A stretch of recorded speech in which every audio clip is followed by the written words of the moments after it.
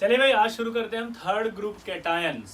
Yes, qualitative analysis के अंदर आ जाएगा थर्ड ग्रुप। थर्ड ग्रुप के कैटायन याद है, ऑल करोड़पति फकीर। ठीक है, ऑल करोड़पति फकीर। ठीक है, ये तीन थे।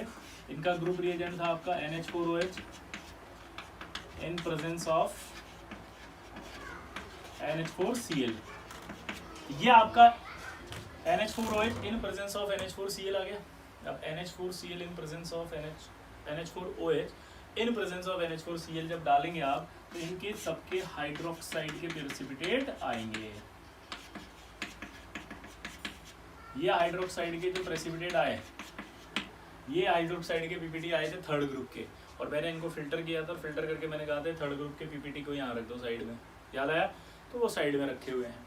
अब वो पीपीटी लिए टेस्ट ट्यूब में डाल दिए मैंने वापस, खाली टेस्ट ट्यूब में। ये पीपीटी लेके किस में डाल दिए? खाली टेस्ट ट्यूब में डाल दिए ऐसे। अब टेस्ट ट्यूब में डालने के बाद अब हमने क्या किया, इसको डिसॉल्व कर लिया पूरे पीपीटी को।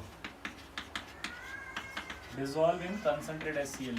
HCl में डालते ही सब अपने अपने क्लोराइड बना देंगे, और इनके क्लोराइड सॉल्युबल होते हैं। इनके जो क्लोराइड है वो क्या हो गए? सॉल्युबल। ये सारे सॉल्युबल हो गए, फ्री हो गए। फ्री हो गए तो अब इनके टेस्ट कर सकते हैं इंडिविजुअल। पहला आएगा टेस्ट एल्यूमिनियम+3 का। एल्यूमिनियम+3 का जब NaOH से रिएक्शन कराया जाता है तो एल्यूमिनियम हाइड्रोक्साइड का वाइट पीपीटी बनता है। अब आप सोच रहे होंगे यहाँ पर हमने Ki नहीं लिया, फिर हमने K2CrO4 नहीं लिया, साइनाइड नहीं लिया, क्योंकि वो सब सॉल्युबल है, उनके कोई पीपीटी आएंगे नहीं, तो नो रिएक्शन। ठीक है, अब यहाँ पर बात आ रही है कि एल्यूमिनियम की NaOH से रिएक्शन कराई तो एल्यूमिनियम हाइड्रोक्साइड का वाइट पीपीटी बना। क्या ये एम्फोटेरिक है एल्यूमिनियम? यस, ये एल्यूमिनियम एक एम्फोटेरिक है। और अगर ये एम्फोटेरिक है तो ये NaOH में सॉल्युबल हो जाएगा एक्सिस में। याद करो, आया ना? और सॉल्युबल होकर के बनाता है सोडियम मेटा एल्यूमिनेट। क्या बनाता है ये? सोडियम मेटा एल्यूमिनेट, या ये सोडियम एल्यूमिनेट। इसका नाम तो होता है सोडियम एल्यूमिनेट।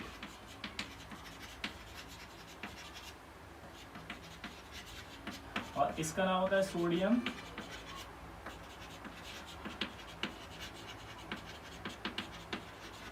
Meta aluminate. यानी कि अगर आप इसमें से पानी को निकाल दें, देखिए आप यहाँ पर 4 OH में से 2 H निकाल दें, यानी कि H2O निकाल दें, तो यहाँ पर आपका क्या बच रहा होगा? 2H2O बाहर आ गया। पानी निकालने के बाद जो बचता है उसे मेटा कहते हैं, इसलिए इसका नाम बना सोडियम मेटा एल्यूमिनेट। इसका नाम बन गया एल्यूमिनेट। ये सॉल्युबल कॉम्प्लेक्स है जो बना। क्या है ये? Soluble complex. ये आपका जो सॉल्युबल कॉम्प्लेक्स बना है, सॉल्युबल कॉम्प्लेक्स के अंदर अगर हम इस इक्विलिब्रियम में देखें और इस इक्विलिब्रियम में एसिड डाल दें, तो एसिड डालने पर NaOH कम हो जाएगा, व्हाइट पीपीटी रीअपीयर हो जाएगा। तो नोट करके हम क्या लिखेंगे? On addition of acid, white precipitate reappear due to shifting of equilibrium in backward direction। ठीक है, आराम से नोट करें। On addition of acid, white precipitate reappear due to shifting of equilibrium in backward direction। क्योंकि acid डालने पर वो NH को कम करेगा, NH कम हो जाएगा तो इक्विलिब्रियम पीछे आ जाएगा। ठीक है, ये जनरल थ्योरी। लेकिन अगर पॉलीहाइड्रोक्सो ऑर्गेनिक एसिड डाल दिया जाए, कौन सा एसिड बोल रहा हूँ बताओ मैं? पॉलीहाइड्रोक्सो ऑर्गेनिक एसिड। पॉलीहाइड्रोक्सो ऑर्गेनिक एसिड क्या होते हैं अभी बताते हैं। तो पॉलीहाइड्रोक्सो ऑर्गेनिक एसिड डाल दिया जाए तो उस कंडीशन में व्हाइट पीपीटी डिसअपीयर हो जाता है due to shifting of equilibrium in forward direction. अब ये फॉरवर्ड डायरेक्शन में कैसे जाता है वो देखते हैं अपन। और ये पॉलीहाइड्रोक्सो ऑर्गेनिक एसिड क्या होता है? ठीक है, तो देखिए अभी जो रिएक्शन थी हमारी इक्विलिब्रियम वाली, वो क्या थी? वो थी कि एल्यूमिनियम हाइड्रोक्साइड जब NaOH से रिएक्ट कर रहा था तो आपके पास ये NaLO2+2H2 बना था। अब हम इसमें पॉलीहाइड्रोक्सो ऑर्गेनिक एसिड डाल रहे हैं।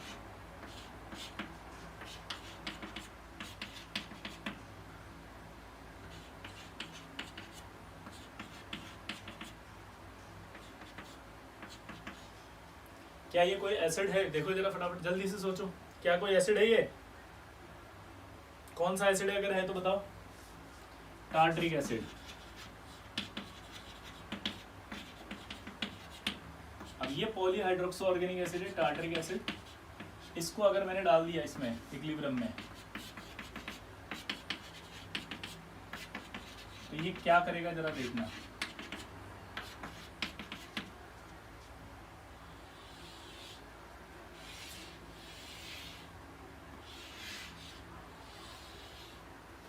ये जैसे ही आप पॉलीहाइड्रोक्सो ऑर्गेनिक एसिड डालेंगे तो ये पॉलीहाइड्रोक्सो ऑर्गेनिक एसिड जाते ही इस ALO2 माइनस से रिएक्ट करेगा और ALO2 माइनस से रिएक्ट करके इस कॉम्प्लेक्स बना लेगा। कॉम्प्लेक्स कौन सा बनेगा देखो, CH O minus O minus COOH, ठीक है। फिर यहाँ आएगा एल्यूमिनियम +3 CH माइनस COOH, ये कॉम्प्लेक्स बना और ये पानी निकल गया यहाँ से। अब आप सोचो कि अगर ये पॉलीहाइड्रोक्सो ऑर्गेनिक एसिड डालने पर ये कॉम्प्लेक्स बनेगा तो यहाँ से इसका मतलब ये हट जाएगा, और अगर इक्विलिब्रियम में से हटेगा तो इक्विलिब्रियम आगे भाग जाएगा, आया ना। तो इक्विलिब्रियम अगर आगे भाग जाएगा तो इसका मतलब ये पीपीटी जो है वो डिसअपियर हो जाएगा। तो पॉलीहाइड्रोक्सो ऑर्गेनिक एसिड डालने पर ये प्रेसिपिटेट डिसअपियर हो जाता है due to formation of complex. Polyhydroxo क्यों बोल रहे हैं, क्योंकि OH अपना H दे रहा है, यहाँ पर COOH नहीं दे सकते। पूछो क्यों, COOH देंगे तो 7 मेंबर्ड रिंग बन जाएगी। कितनी? 7 मेंबर्ड रिंग। क्लियर? क्या बन जाएगी? 7 मेंबर्ड, ठीक है।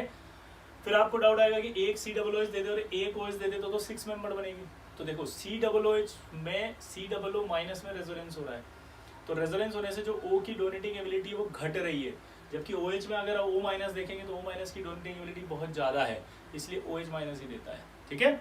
तो ये आपको एग्जांपल्स इनके होते हैं। पॉलीहाइड्रोक्सो ऑर्गेनिक एसिड कौन कौन से यूज़ कर सकते हैं देखो जरा। पहला टार्टरिक एसिड तो बता ही दिया मैंने,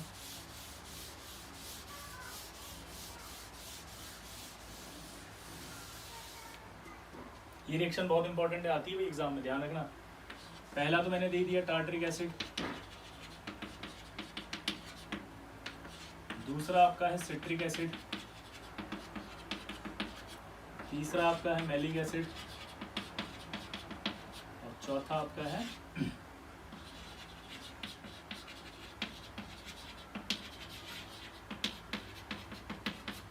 सल्फोसैलिसिक एसिड। टार्टरिक एसिड तो मैंने बता ही दिया। सिट्रिक एसिड देखो क्या होता है,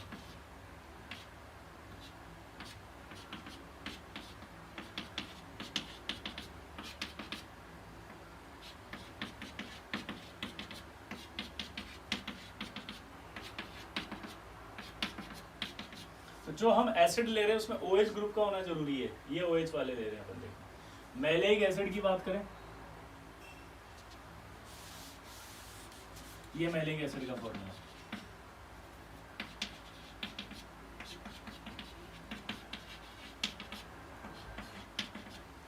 ठीक है। ये तो हो गया सिट्रिक का। सल्फोसैलिसिक एसिड का बात करें,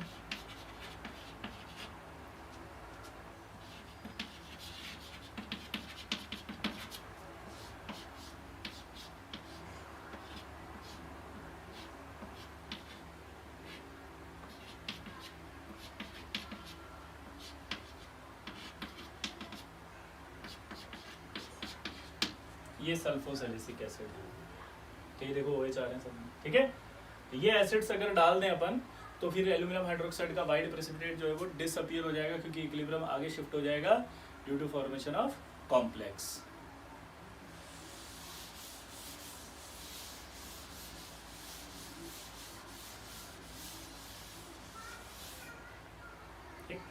अगला देखो एल्यूमिनियम की रिएक्शन दूसरी किससे कराते हैं, NH4OH से। अब NH4OH से कराएंगे तो एल्यूमिनियम हाइड्रोक्साइड बनेगा, और एल्यूमिनियम हाइड्रोक्साइड का वाइड प्रेसिपिटेट आएगा, एक्सिस में इनसॉल्युबल ही आएगा। अभी एक्सिस में इनसॉल्युबल क्यों आया बताओ, क्योंकि ये डी ब्लॉक नहीं है, इसलिए सॉल्युबल नहीं रहेगा, इनसॉल्युबल रहेगा, ठीक है। अब जो थर्ड ग्रुप केटाइंस हैं इनका एक की पॉइंट चलेगा जिससे जल्दी जल्दी सवाल होंगे, थर्ड ग्रुप के लिए सिर्फ, ठीक है। थर्ड ग्रुप की बात कर रहे हैं, देखना जरा कि carbonate salts of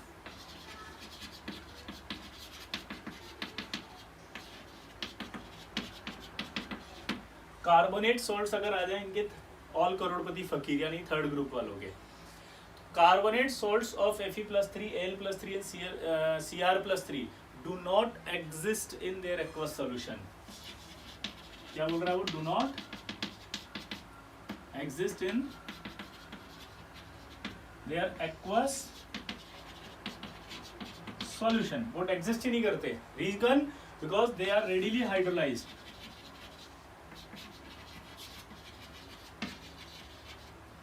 they are readily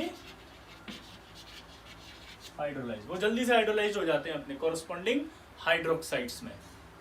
तो यानी कि अगर मैं Fe+3 की कार्बोनेट से रिएक्शन कराऊंगा तो मैं कार्बोनेट नहीं बनाऊंगा, मैं हाइड्रोक्साइड बनाऊंगा। एल्यूमिनियम+3 की कार्बोनेट से बनाऊंगा तो कार्बोनेट ही बनाऊंगा, हाइड्रोक्साइड बनाऊंगा। क्रोमियम+3 की कार्बोनेट से कराऊंगा तो कार्बोनेट ही बनाऊंगा, हाइड्रोक्साइड बनाऊंगा। पहला की पॉइंट। दूसरा,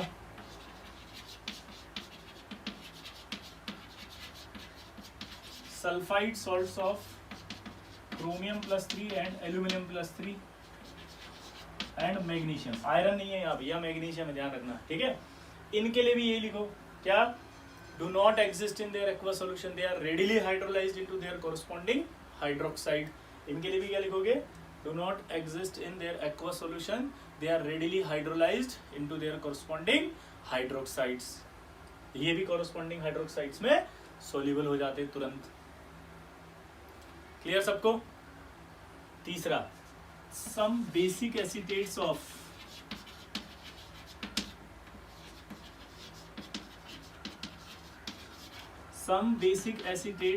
Fe+3 Al+3 and Cr+3। some basic acetates of Fe+3 Al+3 और Cr+3। some basic acetates, ये भी आपके जो होते हैं क्या होते हैं? इनसोल्यूबल, यानी कि इन तीनों की बेसिक एसीटेट के पीपीटी भी बनेंगे। ये हमने एसीटेट आयन में पढ़ा था, याद करो। Fe का एक आया था ब्राउनिश रेड, FeOH2CH3COO, बेसिक, याद आया? आयरन 2 एसीटेट, ठीक है, मतलब आयरन 3 एसीटेट जो भी था। तो यहां पर आप बात कर सकते हैं। तो 3 पीपीटी इनके भी आएंगे, 2 इनके और 3 इनके, यानी टोटल आप देखो तो 8 रिएक्शन याद हो गई। 3 तो इनकी आ जाएगी अभी हाइड्रोक्साइड्स, 2 इनकी आ जाएंगी अभी हाइड्रोक्साइड्स, और 3 इनके बेसिक एसीटेट्स आ जाएंगे। खटाक से आंसर आएगा, ठीक है। अभी देखो कैसे कैसे आंसर आते हैं अपने। ये की पॉइंट्स आपको दोबारा से देखो याद करने अच्छे से, ताकि आपकी रिएक्शन में फटाफट हो जाए, ठीक है। देखना जरा, पहला, अगर मैं Aluminium+3 की H2S से कराऊंगा रिएक्शन तो रिएक्शन होगी ही नहीं। पूछो क्यों? H2S सेकंड पीरियड का ग्रुप रिएजेंट, सेकंड ग्रुप का ग्रुप रिएजेंट था। सेकंड ग्रुप का ग्रुप रिएजेंट है तो थर्ड ग्रुप का पीपीटी नहीं ला सकता, यानी कि आपको क्या करना पड़ेगा? अगर मैं एसिडिक लिखता तब भी नहीं आता, यहाँ लिखना पड़ेगा बेसिक, तब रिएक्शन होगी। और जब रिएक्शन होगी तो L2S3 बनेगा, लेकिन L2S3 हाइड्रोलाइज हो जाएगा, और हाइड्रोलाइज होकर के क्या बना देगा? Aluminium hydroxide, final product. क्योंकि ये आपका जो है वो एग्जिस्ट ही नहीं करता।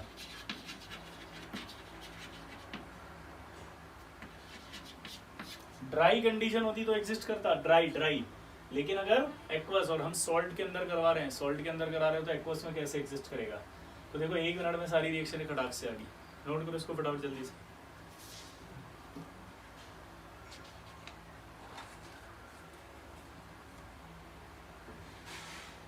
हो गया। अब अगर हम बात करते हैं इसकी जगह अमोनियम सल्फाइड ले लो, तो भी आपका वही L2S3 बनेगा, और L2S3 वापस से क्या हो जाएगा? पानी में है तो हाइड्रोलाइज्ड,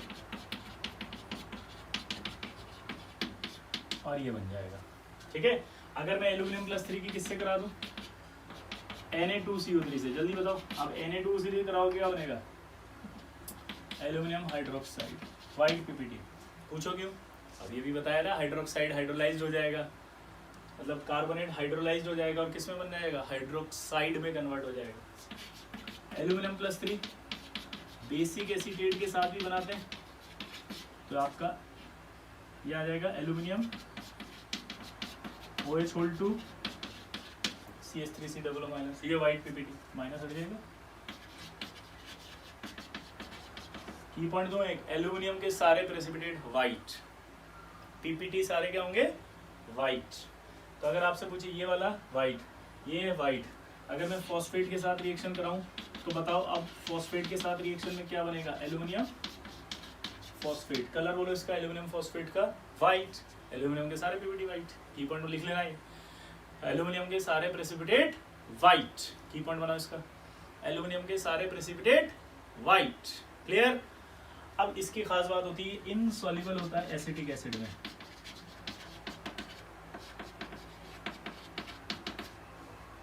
ये क्या है बताओ, इनसॉल्युबल इन एसिटिक एसिड, ये एसिटिक एसिड में इनसॉल्युबल है। और ये इनसॉल्युबल है, इसका डिस्टिंक्शन हुआ है किससे, सेकंड ग्रुप यानी कि alkaline earth metal, second group मतलब यहाँ पर पीरियोडिक वाला।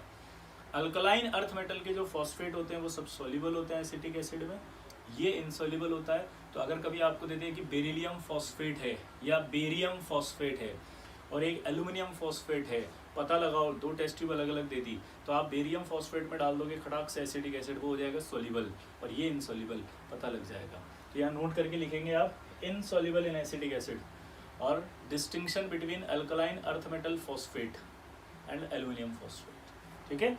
और सॉल्युबल किसमें होता है, ये अल्कलाइन सॉल्यूशन यानी कि सॉल्युबल इन NaOH। एम्फोटेरिक है ये, तो एम्फोटेरिक होगा तो NaOH में सॉल्युबल हो जाएगा, एम्फोटेरिक है ना तो NaOH में क्या हो जाएगा, सॉल्युबल। ठीक,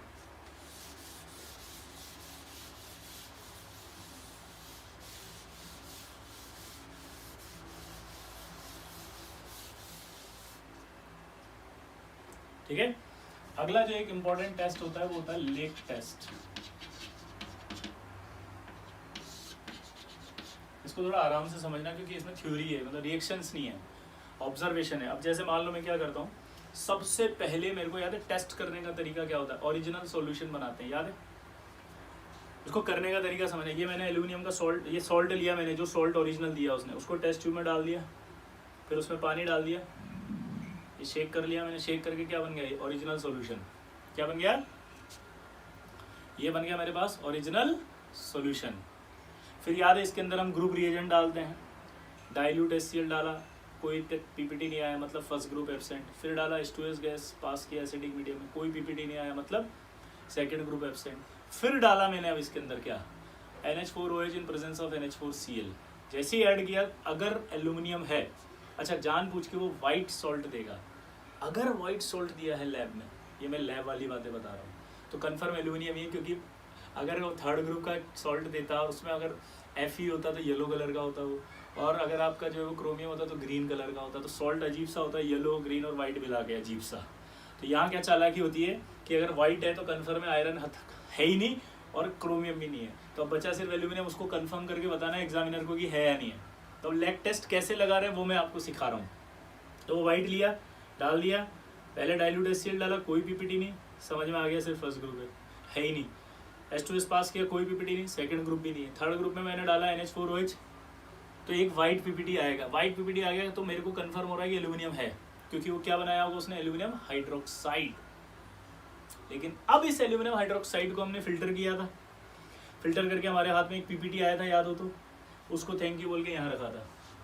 अब एल्यूमिनियम का टेस्ट करने के लिए हमने इसी पीपीटी को उठाया था, फिर टेस्ट ट्यूब में डाला था, पीपीटी को डालने के बाद इसमें HCl डाला था। अब HCl डालने के बाद ये HCl में एल्यूमिनियम सॉल्युबल हो गया था। यहाँ तक क्लियर है, रिएक्शन है एल्यूमिनियम की ऐसी हो रही है। तो अब एल्यूमिनियम की जब रिएक्शन हो रही है तो एल्यूमिनियम +3 डिसॉल्व हो चुका था कंसनट्रेट HCl में, तो अंदर AlCl3 है, यानी मीडियम एसिडिक है ये वाला। यहाँ तक क्लियर है। तो जब आप टेस्ट लगा रहे हो लैग टेस्ट, उस समय मीडियम क्या है आपका, एसिडिक, ठीक है। अब इसमें डाला जाता है ब्लू लिटमस सॉल्यूशन। क्या डाला जाता है, ब्लू लिटमस सॉल्यूशन। ये ब्लू कलर का सॉल्यूशन होता है, लैब में पड़ी रहती है, 2 से 4 बूंद डाल दो, डिपेंड करता है। जैसे ही आप अंदर डालोगे तो मीडियम एसिडिक है, ब्लू लिटमस अपना कलर चेंज करके रेड में आ जाएगा, तो टेस्ट ट्यूब में आपको रेड सॉल्यूशन दिखने लग जाए। थोड़ा और ज़्यादा अच्छा रेड डालना है तो थोड़ा और डाल दो ब्लू से, लिटमस ब्लू सॉल्यूशन, शेक करो इसको अच्छे से, तो आपको रेड रेड दिखने लग जाएगा। इसके बाद इसमें डालो आप NH4OH, NH4OH डालेंगे तो अंदर जैसे ही NH4 जाएगा तो HCl से न्यूट्रलाइज होने लग जाएगा वो, और NH4OH जो होगा उससे एल्यूमिनियम रिएक्ट करके एल्यूमिनियम हाइड्रोक्साइड बना लेगा। एल्यूमिनियम हाइड्रोक्साइड का जो वाइट पीपीटी है, वो वाइट पीपीटी उस जो ब्लू लिटमस डाला था सॉल्यूशन उसको अपने ऊपर एड्सॉर्ब करने लगेगा, और जब एड्सॉर्ब करने लगेगा तो इस टेस्ट ट्यूब के जस्ट ऊपर की तरफ, यहाँ देखो बिल्कुल जहाँ पानी होता है, ठीक है, उसके ऊपर की तरफ आपको एक ब्लू मास दिखाई देगा। ये ब्लू मास कहलाता है लेक। और ये ब्लू मास क्यों बना? बहुत सिंपल है, एल्यूमिनियम हाइड्रोक्साइड ने उस ब्लू लिटमस सॉल्यूशन को अपने ऊपर एड्सॉर्ब किया है। एल्यूमिनियम हाइड्रोक्साइड जो कि वाइट था, उस वाइट ने क्या करा, उस ब्लू लिटमस सॉल्यूशन को अपने ऊपर एड्सॉर्ब कर लिया, इसलिए ब्लू मास दिखाई दे रहा है। वो ब्लू मास लेक कहलाता है। तो एड्सॉर्प्शन से बनता है ये। वापस बोल देता हूँ, सिंपल था। पहले जो स्टार्टिंग से मैंने बोला वो प्रोसेस था सॉल्ट से कैसे लगाते हैं। अब डायरेक्ट एल्यूमिनियम पर आ चुके हैं। एल्यूमिनियम का पीपीटी एल्यूमिनियम हाइड्रोक्साइड बन चुका था, HCl डाल के उसे सॉल्युबल कर लिया था, जिससे कि एल्यूमिनियम +3 है। एल्यूमिनियम +3 के सॉल्यूशन में डालोगे आप पहले ब्लू लिटमस सॉल्यूशन डाल दिया आपने तो तुरंत रेड हो जाएगा क्योंकि HCl था। फिर डालोगे NH4OH से एसिडिक मीडियम खत्म होना शुरू होगा और NH4OH से OH से रिएक्ट करके एल्यूमिनियम हाइड्रोक्साइड बना लेगा। वो एल्यूमिनियम हाइड्रोक्साइड जो वो ब्लू सॉल्यूशन जो डाला था लिटमस सॉल्यूशन उसको एड्सॉर्ब कर लेगा। एड्सॉर्ब करने के बाद आपको ऊपर की तरफ क्या दिखाई देगा? लेक। क्या दिखाई देगा? लेक। इसे लेक टेस्ट कहते हैं। सिंपल है ना? लेक टेस्ट समझ में आया कि नहीं आया? आया ना? बोलो। अब कंफ्यूज मत हो ना जबरदस्ती। अगर हो तो 1-2 बार रिकॉर्डिंग देख लेना अच्छे से, ठीक है? अगला देखो क्रोमियम।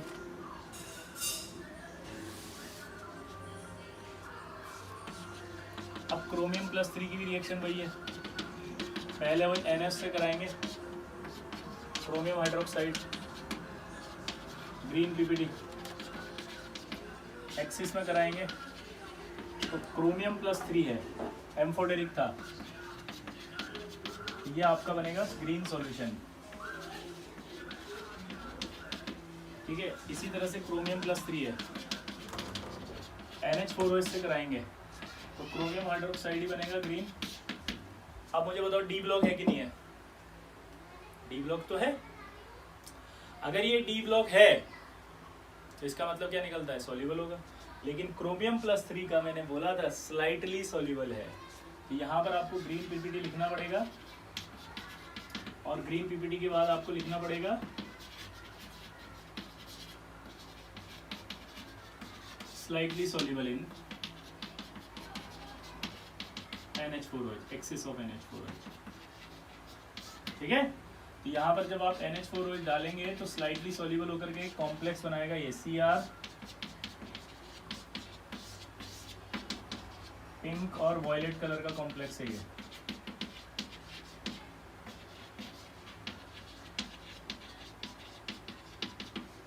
पिंक और वॉयलेट कलर का कॉम्प्लेक्स, ठीक है। अब फिर से बोल रहा हूँ, ये आपका ग्रीन पीपीटी यहाँ पड़ा हुआ था, उसमें से थोड़ा सा उधर गया था, अभी भी ये दिख रहा है ऐसे के ऐसे ही, तो इसका मतलब ये नहीं कहेंगे कि आप ये सॉल्युबल हो गया। स्लाइटली सॉल्युबल मतलब ये थोड़ा सा बना है, तो पिंक और वॉयलेट कलर कॉम्प्लेक्स, ठीक है। अगला देखो,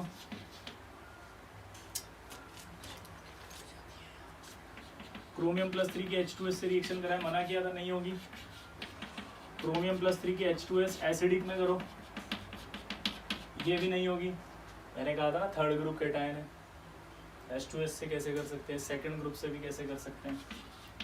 तो अगर आपको करवाना है तो मीडियम कौन सा चाहिएगा? बेसिक से कराओगे तो क्या बनेगा यहाँ? Cr2H3,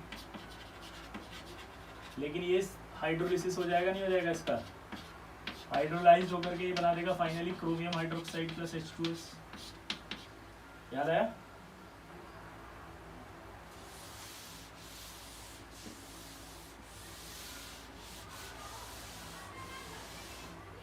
अब देखो अगला, अगर मैं यहीं पर, आपको याद है एक Na2CO3 से भी करवाई थी रिएक्शन, आप ही बताओ, मुझे नहीं पता, क्या करूं मैं इसमें? कार्बोनेट बनाऊं, हाइड्रोक्साइड, क्योंकि ये भी हाइड्रोलाइज हो जाता है, वो की पॉइंट याद कर लेना। देखो की पॉइंट से खट से रिएक्शन खत्म हो गई। यहाँ पे क्रोमियम प्लस 3 की रिएक्शन अगर बेसिक एसीटेट से कराएं, सॉरी एसीटेट आयन से कराएं तो बेसिक एसीटेट बनेगा ये।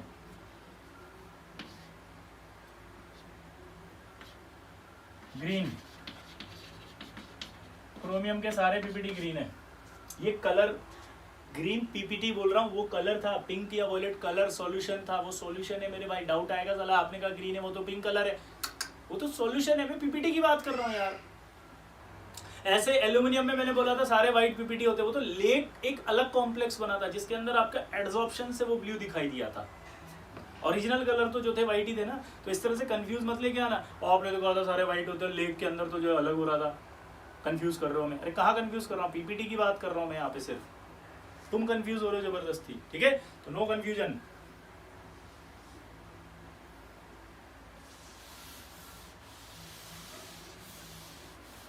ये आपका क्रोमियम भी समाप्त, क्रोमियम छोटा सा ही था। आयरन,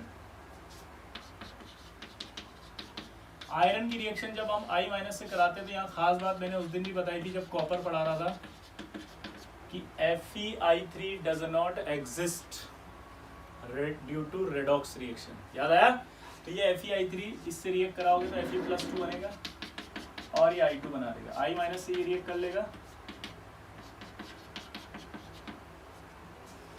एक बात आप ध्यान रखना, मैंने जो भी की पॉइंट बोला था, जैसे जब फर्स्ट ग्रुप पढ़ा रहा था तो मैंने की पॉइंट बोला था कि इसके लिए बोला था वो पीपीटी सॉल्युबल है। उसके लिए आपको एक डाउट आएगा, जैसे कैडमियम की KI से रिएक्शन कराई और मैंने बोला कि सर वो तो सॉल्युबल है इसलिए पीपीटी नहीं देगा, तो आपको डाउट आएगा कि सर कैडमियम KI से रिएक्ट करके सॉल्युबल कैसे हो सकता है, डी ब्लॉक है। आपने तो मना किया था कि डी ब्लॉक वाले I माइनस के साथ सॉल्युबल नहीं होते। तो ये डाउट को यहाँ पर ऐसे बड़ा बड़ा करके क्रॉस करना, क्योंकि मैंने क्या कहा था, मैंने कहा था कि जब डी ब्लॉक I माइनस से रिएक्ट करके पीपीटी बनाए तो वो पीपीटी सॉल्युबल होगा नहीं होगा एक्सिस में, इसका की पॉइंट था। वो प्रेसिपिटेट सॉल्युबल होगा कि नहीं होगा, ध्यान दीजिए वापस से। Ag प्लस I माइनस से रिएक्ट करके AgI बना रहा है। अब यार AgI का पीपीटी येलो है तो वो एक्सिस ऑफ KI सॉल्युबल है कि नहीं है, ये चेक कर रहे हैं हम ये नहीं कह रहे हैं कि ये रिएक्ट करके ही नहीं बनाएगा कुछ। मेरा पॉइंट समझना, मैंने जो की पॉइंट लिखाया कैटायंस में, कंफ्यूज मत होना, वो लिखाया था प्रेसिपिटेट्स के सॉल्युबल होने का। आप रिएक्शन के अंदर, जैसे एक सवाल और, Fe+3 I माइनस से रिएक्ट करा, Fe+2 I2 बना, इसका कोई पीपीटी नहीं आया है, क्यों? क्योंकि तो सॉल्युबल है। यहाँ पर मतलब सिर्फ रिएक्शन हुई है, ये कोई पीपीटी नहीं है, इसलिए इसका कलर भी नहीं लिख रहा मैं, पीपीटी भी नहीं लिख रहा। क्लियर? तो अगर सवाल आ जाए कि यार FeI2 सॉल्युबल होता है तो आंसर है यस। अब आप कहोगे सर डी ब्लॉक है, I माइनस से रिएक्ट कर रहा, कैसे सॉल्युबल हो सकता है? आपने तो मना किया था की पॉइंट से। की पॉइंट मैं फिर बोल रहा हूँ, वो ध्यान से सुनना, रिएक्शन करेंगे फिर पीपीटी बनेगा, तो वो पीपीटी सॉल्युबल होगा नहीं होगा उसके बारे में था कम की पॉइंट। आया था ना डाउट ये? कैडमियम+2 की I माइनस से रिएक्ट कराई तो आपने कहा CdI2 सॉल्युबल है इसलिए पीपीटी नहीं बनेगा, टेस्ट नहीं देगा। ये क्रॉस कर देना डाउट, ठीक है? चलिए तो अगला पढ़ते हैं। रेडॉक्स हो गया ये, और नोट में यहाँ पर लिख भी लेंगे हम कि FeI3 does not exist due to redox। जिसको मैंने जो बोला समझ में नहीं आया उसको पॉज करके 2 से 3 बार सुनना, अच्छे से समझ में आएगा। बहुत बड़ा डाउट खत्म कर दिया मैंने। ये क्या होता है ना, अभी तो सुन लेते हो तुम नींद में, जब तुम सवाल सॉल्व करोगे ना, सवाल में फिर तुम नेतागिरी पर आओगे, सर ये भी आंसर जाएगा, ये भी जाएगा, ये भी जाएगा, तब फिर ये बातें याद आती है जो मैं बोल रहा हूँ।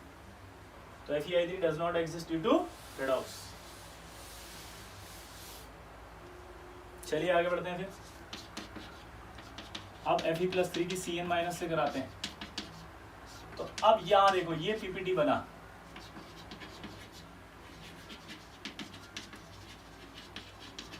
Reddish brown precipitate, mainly brown होता है, रेडिश कम ब्राउन ज्यादा। अब ये था वो की पॉइंट जो मैं बोल रहा था, क्या ये पीपीटी है? हाँ। क्या ये डी ब्लॉक है? हाँ। क्या साइनाइड में सोल्यूबल होगा? हाँ, एक्सिस में। ये है वो की पॉइंट जो मैं बोल रहा था।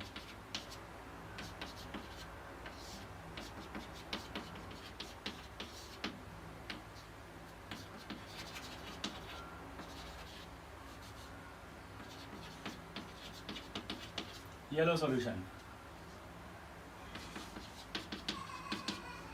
यहाँ पर साथ में इसकी Fe+2 की भी लिख देता हूँ। अगर Fe+2 होता तो ये बनता है FeCN whole twice. FeCN whole twice होता है येलोइश ब्राउन,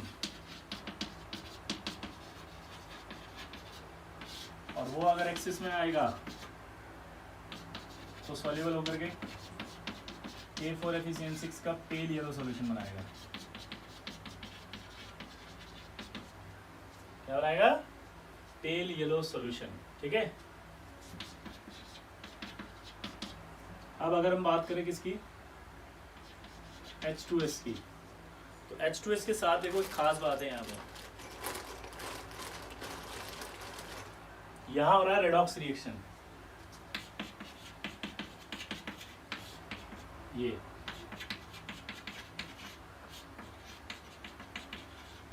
येलो या व्हाइट टर्बिडिटी या पीपीटी बोल सकते हैं इसको। अगर आपको ये रिएक्शन याद आए तो हाँ बोलना। हमने कहा था जब कैटायन स्टार्ट किए थे तो बोला था कि before performing the test of third group cation, before performing the test of third group cation, second group filtrate must be boil, second group filtrate must be boil for removal of H2S gas, क्योंकि H2S gas अंदर जाती थी और वो Fe+3 को reduce कर देती थी। फिर हम डालते थे उसमें HNO3, वो HNO3 उसको रिड्यूस को ऑक्सीडाइज करता था। तो अगर आप Fe+3 में H2S पास करोगे तो रिड्यूस होगा ही होगा, पक्का है। तो ठीक है। अगला आएगा टेस्ट विद अमोनियम सल्फाइड। अब देखो यहाँ एक खास बात है कि ये वीक एसिड है, ये कंप्लीट सॉल्ट है, यहाँ पर भी सल्फाइड आयन है, लेकिन अब सल्फाइड आयन ज़्यादा होगा, तो ये सल्फाइड इस Fe+2 से रिएक्ट करके FeS बनाएगा। तो हमारे पास 2 PPT बनेंगे इस बार, पहले सिर्फ एक ही बना था वाइट PPT, और ये सॉल्युबल फरा था कि ये रिएक्ट नहीं कर रहा H2S से, ये वीक एसिड था, सल्फाइड कम है, अमोनियम सल्फाइड लिया ज़्यादा सल्फाइड है, रिएक्ट करेगा तो यहाँ FeS+S बनेगा। अब ये जो FeS है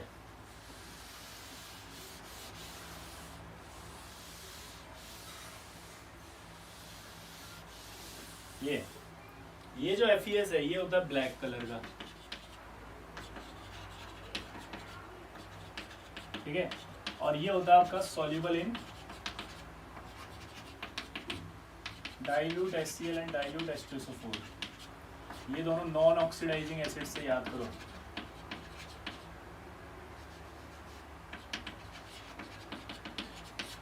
ये लिखवाया था मैंने रेडॉक्स के अंदर कि डाइल्यूट HCl और डाइल्यूट H2SO4 जो होते हैं नॉन ऑक्सीडाइजिंग एसिड्स हैं। ये नॉन ऑक्सीडाइजिंग एसिड्स हैं, और अगर ये नॉन ऑक्सीडाइजिंग एसिड्स हैं तो ये इसको सॉल्युबल कर रहे हैं। अब सॉल्युबल होने की रिएक्शन देखो आप, अगर आपको याद आए तो हाँ बोलना।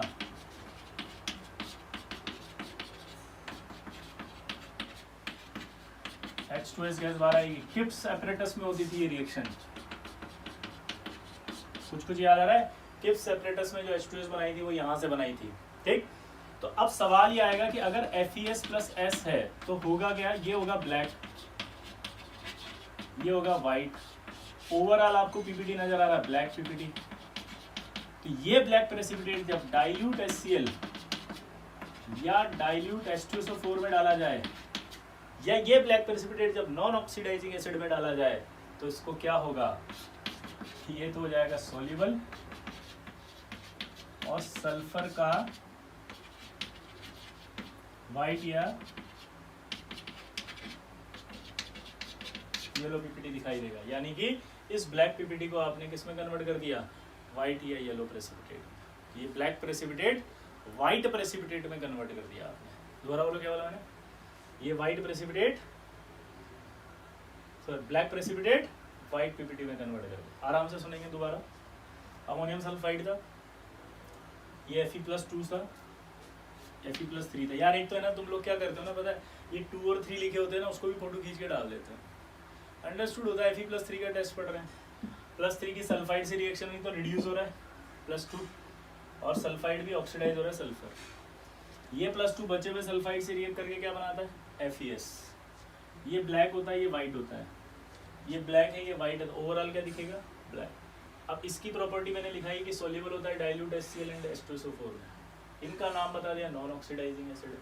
रिएक्शन बता दी कि यार FeCl2 बनाता है और H2S उड़ जाती है। तो यानी जब इस पूरे पीपीटी के अंदर आप कोई नॉन ऑक्सीडाइजिंग एसिड या डाइल्यूट HCl या डाइल्यूट एसिड डालेंगे तो ये तुरंत सॉल्युबल हो जाएगा और ये बचेगा सल्फर। यानी ब्लैक पीपीटी किस में दिखाई देगा आपको? व्हाइट। पैराग्राफ बनता है भाई, इंपॉर्टेंट है, लिख लेना।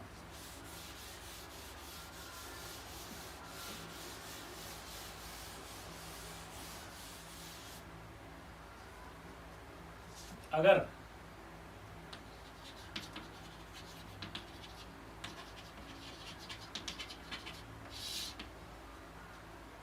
अल्कलाइन मीडियम में रिएक्शन कराई जाए इसकी,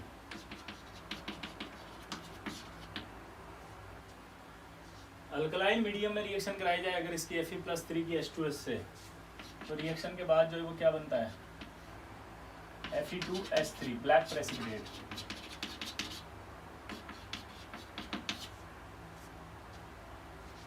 अल्कलाइन मीडियम में अगर कराई जाए तो क्या बनता है? Fe2H3। और अगर इसको फिर से एसिडिफाइड किया जाए तो ये डिकम्पोज हो जाएगा FeS+S में।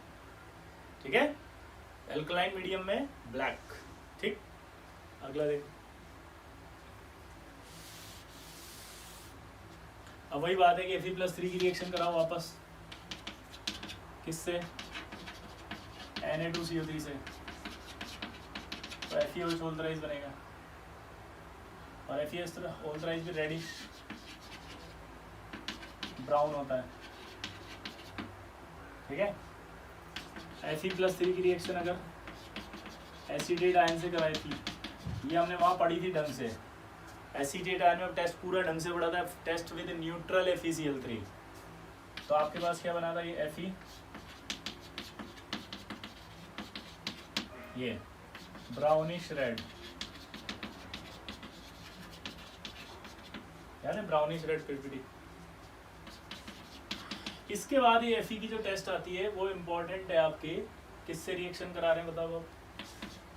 NaOH से और NH4OH से। जब हम रिएक्ट कराएंगे तो ये बनेगा FeOH होल थ्राइस। इससे रिएक्ट कराएंगे तब भी FeOH होल थ्राइस, इससे कराएंगे तब भी FeOH whole thrice, reddish brown PPT. अब यहाँ दोनों के लिए मैं लिख रहा हूँ, एक्सिस में अगर कराएं, अगर आप एक्सिस ऑफ NaOH लेते हैं या एक्सिस ऑफ NH4OH लेते हैं, दोनों ही केस में इनसॉल्युबल है। अब आपको डाउट आएगा कि सर ये तो डी ब्लॉक है, डी ब्लॉक वाले तो इसमें सॉल्युबल होते हैं, आपने इनसॉल्युबल क्यों लिखा? फिर बताता हूँ। मैंने लिखवाया था कि डी ब्लॉक वाले साइनाइड और अमोनिया में सॉल्युबल होते हैं पीपीटी, लेकिन Fe, मैंगनीज, मरकरी और क्रोमियम+3 इनसॉल्युबल थे। तो ये आपका Fe आ गया, तो ये NH4OH में भी सॉल्युबल है। इसी तरह से इसकी भी रिएक्शन अगर Fe+2 से कराई जाए तो सेम रिएक्शन ही होगी, बस कलर अलग आ जाएगा। FeOH होल ट्वाइस, इसका कलर होता है डर्टी ग्रीन,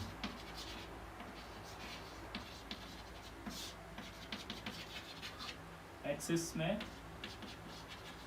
इनसॉल्युबल, एक्सिस में इनसॉल्युबल है। ठीक है, अगला देखो, सिंपल है, की पॉइंट को अच्छे से याद करना।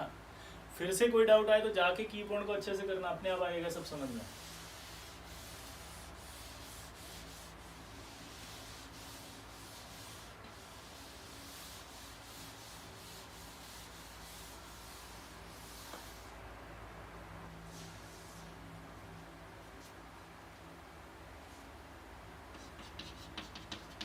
Fe+2 की अगर थायोसाइनेट से कराते थे तो मैंने बताया था नो रिएक्शन, लेकिन अगर Fe+3 की अमोनियम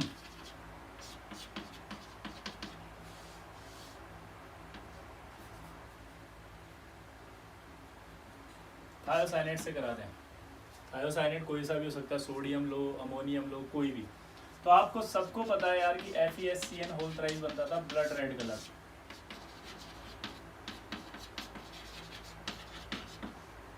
इसके बाद इसको डिसअपियर कैसे किया था ये भी मैंने बताया था, F- डाल दो डिसअपियर हो गया था, क्योंकि FeF6 3- बना दिया था। ऑक्जेलिक एसिड डाल दो डिसअपियर हो गया था।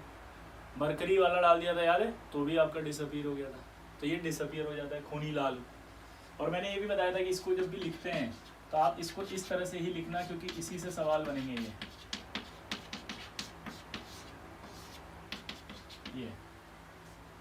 ठीक है, ये बहुत इंपॉर्टेंट है, इसमें डिस्टिंक्शन हो जाता है आपका, डिस्टिंक्शन बिटवीन Fe+2 और Fe+3।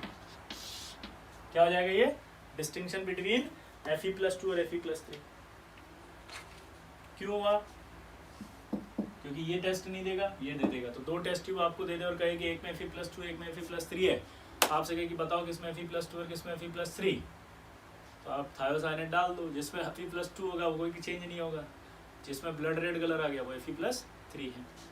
नोट करो।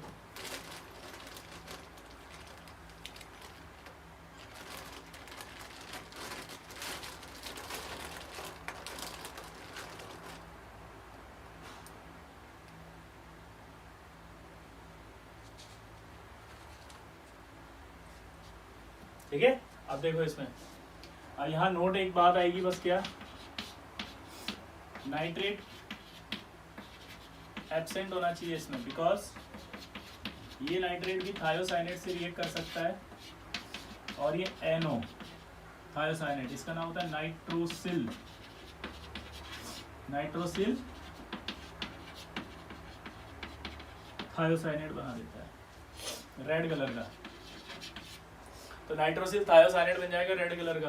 तो नाइट्रोसिल थायोसाइनेट अगर रेड कलर का बन जाएगा तो ये कंफ्यूजन क्रिएट कर सकता है, इसलिए नाइट्रेट मस्ट बी एब्सेंट होना चाहिए इस टेस्ट में। ठीक है,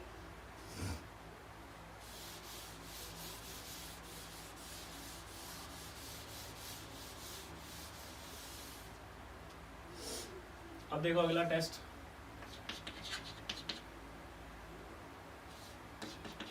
टेस्ट विद आ रहा है आपका K4FeCN6 से।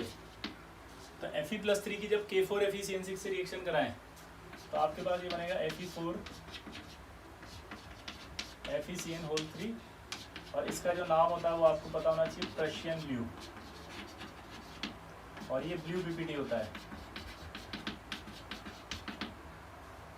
ठीक है, अगर आप इसके अंदर NaOH डाल दें तो ये डीकम्पोज हो जाएगा, क्योंकि NaOH से ये रिएक्ट करेगा तो ये तो बनाएगा FeOH होल थ्राइस। क्या ये एक्सिस में सॉल्युबल होगा NaOH में? नहीं, क्योंकि एम्फोटेरिक नहीं है। और साइड प्रोडक्ट जो बनेगा इसके साथ वो क्या बनेगा? ये Fe माइनस कितना आएगा बताओ? 4। ये आपका रेडिश ब्राउन PPT। कल मैंने ऐसे कैसे एक और PPT बताया था, चॉकलेट ब्राउन वाला, वो भी NaOH में डीकम्पोज हुआ था, याद आया? अच्छा, ये NaOH में भी डीकम्पोज है, NH4OH में भी डीकम्पोज है, क्योंकि दोनों में ही PPT नहीं बनाएगा, दोनों में PPT सॉल्युबल नहीं हो पाएगा, क्योंकि आयरन का तो NH4OH में भी नहीं होता। कॉपर का हुआ था, याद है? तो अपन ने कहा था कि वो हम क्या बोलेंगे? डिसॉल्व, और यहाँ क्या बोलेंगे? डीकम्पोज। ठीक, अगर यहाँ पर एक्सिस में लिया जाए note, if axis of K4FeCN6 लिया जाए, देन सॉल्युबल प्रशियन ब्लू बनता है।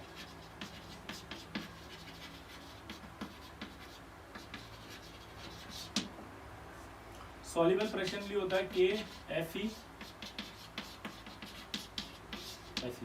तो अगर एक्सिस में आप रिएजेंट लोगे तो आपका सॉल्युबल प्रशियन ब्लू बनेगा, और नॉर्मल रिएजेंट लोगे तो ब्लू PPT बन जाएगा। किसका? प्रशियन ब्लू का। ठीक है, अब ये प्रशियन ब्लू जो था, इसकी खास बात क्या पता है? ऑक्सैलिक एसिड में सॉल्युबल था। ये प्रशियन ब्लू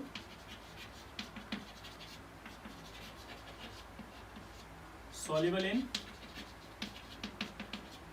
प्रशियन ब्लू जो था सॉल्युबल था इन ऑक्सैलिक एसिड, और ऑक्सैलिक एसिड में सॉल्युबल होने के बाद जो ब्लू सॉल्यूशन बन जाता था, वो ब्लू सॉल्यूशन पुराने ज़माने में जो है वो ब्लू इंक, राइटिंग इंक के लिए यूज़ किया जाता था। पहले याद है इंक वाले पेन आते थे। तो क्या बोला मैंने, दोबारा बताओ? प्रशियन ब्लू यानी ब्लू PPT ऑक्सैलिक एसिड में सॉल्युबल हो जाता है, और ऑक्सैलिक एसिड में सॉल्युबल होने के बाद जो ब्लू सॉल्यूशन बनता है, उस ब्लू सॉल्यूशन से हम क्या करते हैं? राइटिंग इंक बनाते हैं। क्या बनाते हैं? राइटिंग। यह आपका प्रशियन ब्लू।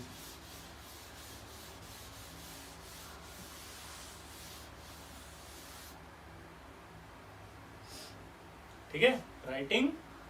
अब इसके बाद आता है, इसके बाद Fe+3 का रिएक्शन K3FeCN6 से,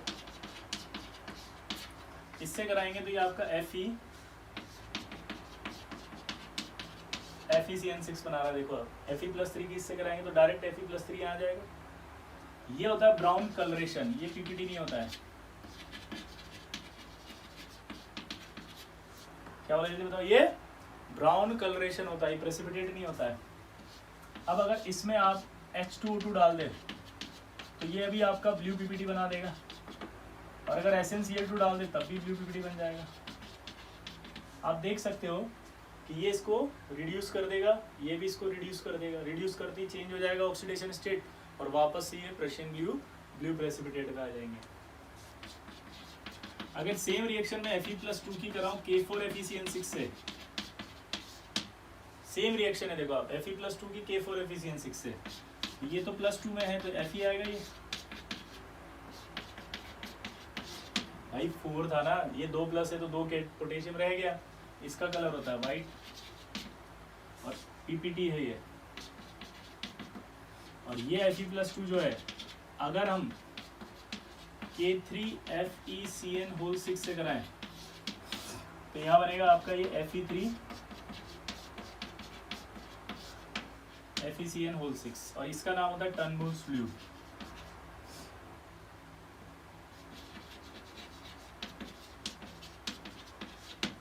टर्नबुल्स ब्लू, ये भी ब्लू प्रेसिपिटेट होता है। ये भी क्या होता है? Blue precipitate. ये भी क्या है? Blue precipitate. अब एक खास बात आपको कोऑर्डिनेशन में मैंने बताई थी, याद हो तो, कि Prussian blue and Turnbull's blue, क्या बोला मैंने? Prussian blue and Turnbull's blue both are identical, hence they cannot be distinguished with Moss-Baer spectroscopy। अगर नहीं याद है तो वापस सुन लो, बताया है तो रिवाइज कर लो, नहीं बताया तो सुन लो। Turnbull's blue and Prussian blue both are identical, दोनों आइडेंटिकल है, hence they cannot be distinguished with, बोलो, Moss-Baer spectroscopy। ये Moss-Baer स्पेक्ट्रोस्कोपी PPT को आइडेंटिफाई करने वाली होती है, तो उससे भी आइडेंटिफाई नहीं कर पाते, इसलिए इन्हें हम एक कॉमन फॉर्मूले से लिखते हैं, इससे। तो कॉमन फॉर्मूले से जब लिखते हैं तो ये आपका देखो क्या हो रहा है, माइनस आ रहा है। यहाँ पर जो आयरन है वो या तो 2 हो सकता है या 3 हो सकता है। यहाँ पर भी आयरन या तो +2 में हो सकता है या +3 में हो सकता है। अब देखो, अगर ये इलेक्ट्रॉन जो है ना यहाँ से यहाँ ट्रांसफर हो जाए सपोज, तो ये +2 से अगर होगा तो +3 में आ जाएगा। यहाँ से इलेक्ट्रॉन अगर यहाँ ट्रांसफर हो जाए तो ये +2 होगा तो ये +3 आ जाएगा, ये +3 आ जाएगा, ये +2 आ जाएगा। तो ये इलेक्ट्रॉन ट्रांसफर ही करता रहेगा। इसी ट्रांसफर को कहते हैं हम चार्ज ट्रांसफर, और ये चार्ज ट्रांसफर हो रहा है मेटल टू मेटल। तो कलर जो आता है इसका वो चार्ज ट्रांसफर की वजह से आता है, और चार्ज ट्रांसफर की वजह से जो कलर आता है उसे हम कहते हैं, बोलो कौन सा? मेटल टू मेटल, यानी कि इसका नाम पड़ता है CTMM। क्या पड़ता है नाम बताओ? CTMM, charge transfer metal to metal. तो Prussian blue and Turnbull's blue both are identical, they cannot be distinguished with Moss-Baer spectroscopy, hence they are represented as a common formula this। ठीक है, ये आपका ठीक। अगला देखो अब इसमें,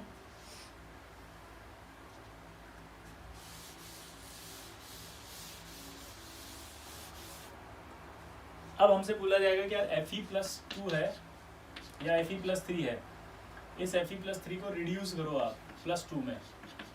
तो कुछ रिएजेंट है जो रिडक्शन बता रहे हैं। H2O2 आ जाए अगर बेसिक मीडियम में तो ये हमेशा रिड्यूस करेगा इसको Fe+2 में।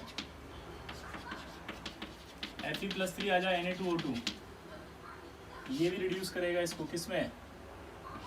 Fe+2 में। ये Na2O2 जब भी आप देखें तो Na2O2 आप जब भी देखें तो इसको हमेशा ध्यान रखना, ऐसे बनता है ये भी NaOH + H2O2। देखो आप, NaOH + H2O2, ठीक है, सेम रिएजेंट है। तो कभी ऐसे लिख दे या ऐसे लिख दे, एक ही बात होगी, ठीक है, कंफ्यूज मत हो जाना। इसी तरह से Fe+3 है,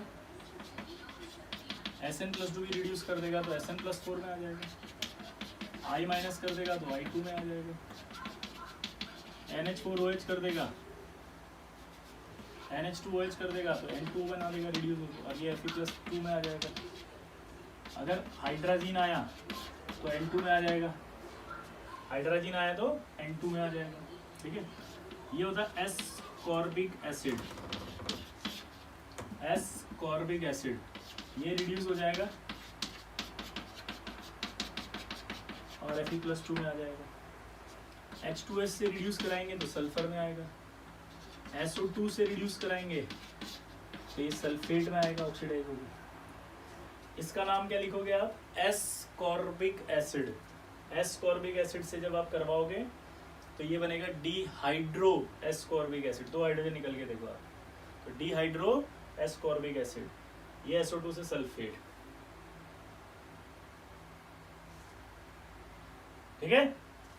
अब इन तीनों को देखो कैसे याद किया मैंने, ये तीन ही कंफ्यूज करेंगे, बाकी तो सिंपल है यार। ये सब +2 में आ रहे हैं, मतलब रिएक्शन ऐसे मत सोचना कि सर ने लिखी नहीं है।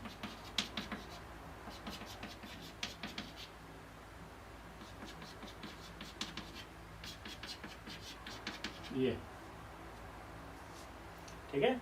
हाँ, तो मैं जो कह रहा था इसको कैसे याद रखेंगे, देखो NH2OH है, रिड्यूस करेगा और खुद ऑक्सीडाइज होगा तो N2O में जाएगा, ये N2 में जाएगा। अब आप एग्जाम में भूल जाओगे कौन सा तो N2 में गया था और कौन सा N2O में गया था, सर याद ही नहीं आ रहा। बहुत आसान है, जहाँ O है वहाँ O वाला प्रोडक्ट बना था, जहाँ O नहीं है वहाँ सिर्फ नाइट्रोजन बना था।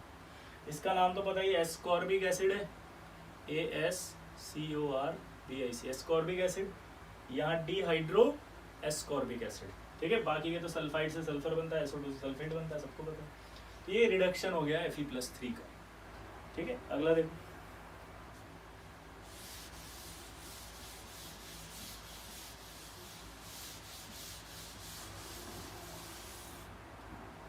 अब हम पढ़ रहे हैं क्या? ऑक्सीडेशन ऑफ Fe+2, क्योंकि Fe+2 को भी ऑक्सीडेशन की बात जरूरत पड़ सकती है। O2 से ऑक्सीडाइज हो जाएगा ये, HNO3 से हो जाएगा ये, एक्वारेजिया से हो जाएगा ये, ClO3- से हो जाएगा ये, Cerium+4 से हो जाएगा ये। देखो अब इसको ऑक्सीडाइज करेंगे तो ये Fe+3 में, ये भी Fe+3 में, ये आपको पता ही है Fe+3 में ले जाएगा। ये किस में आएगा बताओ? NO++Cl, याद है माइनस, क्योंकि ऑक्सीडाइज करेगा ना इसको Cl2। ये किस में जाएगा? यहाँ पर आप कंफ्यूज हो सकते हो, ये रिड्यूस होगा। अब किस में आपको डाउट आएगा, Cl2 में जाएगा या Cl- में? तो यहाँ कंफ्यूजन ना आना है, इसलिए मैं स्टार लगा रहा हूँ, Cl- में गया ये। Cerium+4, ये भी एक अच्छा ऑक्सीडाइजिंग एजेंट होता है, +3 में चला जाएगा।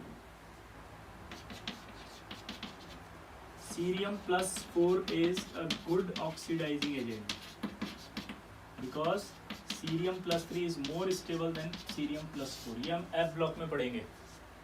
ये +3 में जाने की इच्छा इसकी हमेशा रहेगी, इलेक्ट्रोड पोटेंशियल की वजह से। किसकी वजह से? इलेक्ट्रोड पोटेंशियल की वजह से। तो ये आपके ऑक्सीडाइज भी कर सकते हैं। नोट करो इनको फटाफट जल्दी से।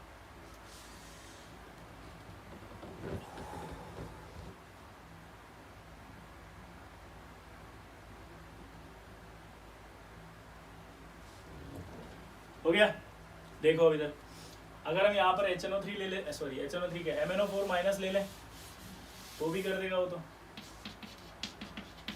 ये भी ऑक्सीडाइजिंग एजेंट ही है, ये किस में ले जाएगा? Fe+3 में। और अगर मैं यहाँ पर Fe+3 के साथ H2O2 ले लूँ एसिडिक मीडियम में, तो ये इसको ऑक्सीडाइज कर देगा। ये एसिडिक था, वो बेसिक था। वो क्या था? बेसिक, ठीक है। चलो लिखो इसको फटाफट। क्लियर?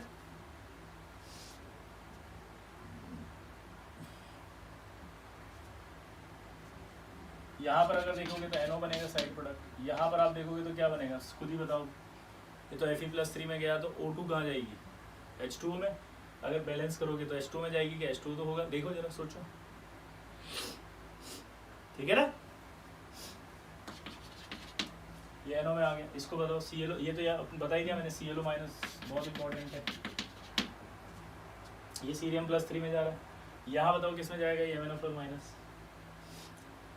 Fe+3 अगर एसिडिक मीडियम में रिड्यूस कराएंगे, इससे तो पहले भी बताया था ये तो मैंने, Mn+2 H2O2 किस में जाएगा सोचो, H2O2 फटाफट, H2O,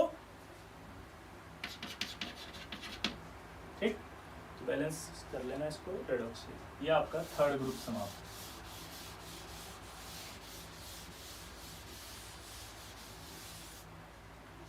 अगला आएगा fourth group.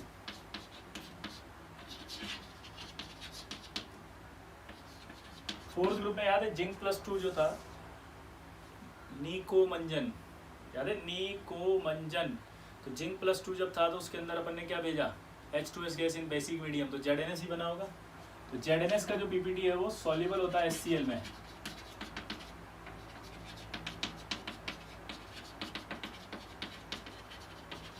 But insoluble in dilute HCl, but insoluble in acetic acid, acetic acid में इनसॉल्युबल है ये, ठीक है। तो अब जिंक की रिएक्शन की बात कर लेते हैं। पहला NaOH से, वापस वही है, जिंक की I- से नहीं है, साइनाइड से नहीं है, क्योंकि सारे सॉल्युबल होंगे। जिंक के सारे पीपीटी वाइट, की पॉइंट दे दिया भैया, जिंक के सारे प्रेसिपिटेट वाइट होंगे आपके, कोई कंफ्यूजन नहीं है, ठीक है। तो यहाँ पर आपका जिंक आ गया, NaOH से रिएक्ट कर गया, तो जिंक हाइड्रोक्साइड का वाइट है, एक्सेस में सॉल्युबल होगा नहीं होगा, होगा, पूछो क्यों, एम्फोटेरिक है यार, सॉल्युबल होगा नहीं होगा, होगा, पूछो क्यों, अरे एम्फोटेरिक है। अब इसी एम्फोटेरिक में H2S पास कर देंगे तो ये ZnS वापस आ जाएगा, यानी कि ये इम्परफेक्ट कॉम्प्लेक्स होगा। क्या होगा ये बताओ, इम्परफेक्ट, क्या होगा, इम्परफेक्ट। इसी तरह से Zn+2 की अगर रिएक्शन NH4OH से कराई जाए तो आपका वापस से ZnOH4 बनेगा, ये एक्सिस आएगा,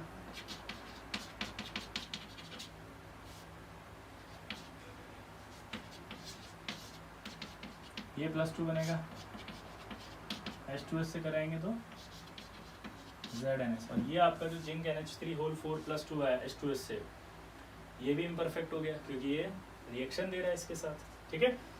अब Zn+2 की रिएक्शन जब H2S से कराएंगे तो मैंने आपको बोला था क्या, पार्शियल प्रेसिपिटेशन आता था जिंक का, याद हो तो, लेकिन अगर बेसिक में कराओगे तो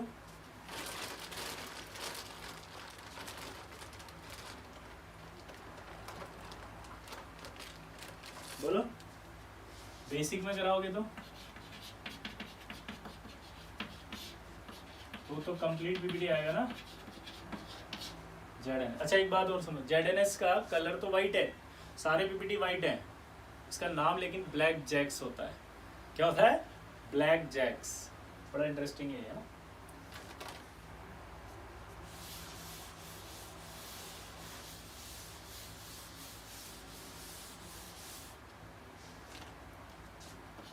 Zn+2 की रिएक्शन अगर Na2CO3 से कराते हैं तो बेसिक जिंक कार्बोनेट बनता है,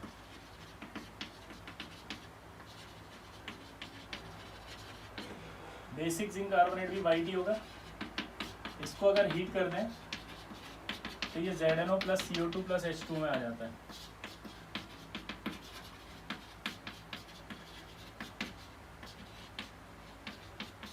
ये आपका ZnO जो होता है वो आपका फिलोसोफर्स वूल कहलाता है। क्या कहलाता है, फिलोसोफर्स वूल, क्या कहलाता है, फिलोसोफर्स वूल।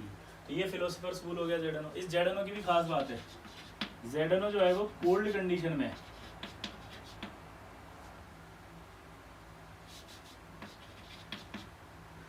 मैं यार नीचे लिख देता हूँ कंफ्यूज नहीं होता कि कोल्ड में तो वाइट होगा और हॉट में ये येलो हो जाएगा। ये बहुत बड़ा इसका एक ऑब्जर्वेशन यानी कि पैराग्राफ में जिंक को पहचानने के लिए हिंट है कि ऐसा ऑक्साइड जो हीटिंग पर येलो हो जाता है, इनिशियली वाइट होता है, तो बताओ कौन होगा, तो उससे पकड़ में आ जाएगा खटाक से जिंक। बहुत इंपॉर्टेंट है। फिलोसोफर्स वूल क्यों कहते हैं, क्योंकि वुली अपीरियंस, फ्लो की वुली अपीरियंस देता हुआ ये बाहर निकलता है जमीन में से, इसलिए इसका नाम हो जाता है फिलोसोफर्स वूल। अगला देखो,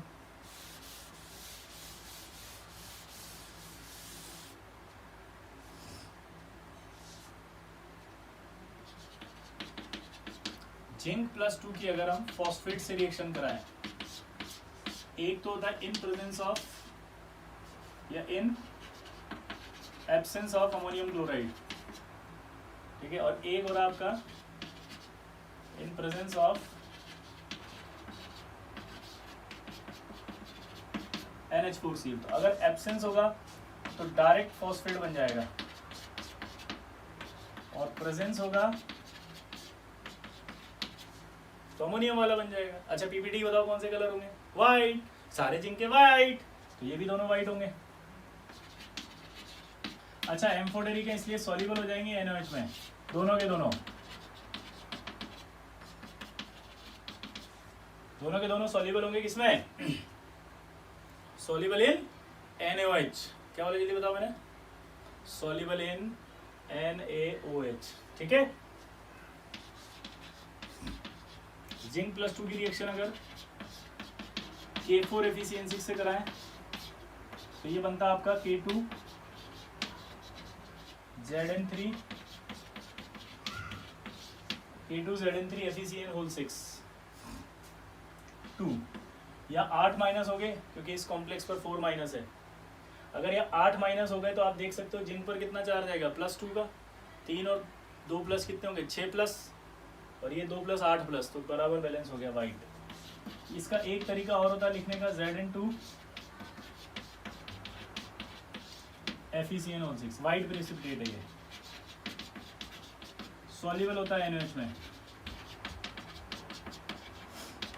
इसमें NaOH में। ये इंपॉर्टेंट रिएक्शन है भाई बहुत, इसको नोट करो।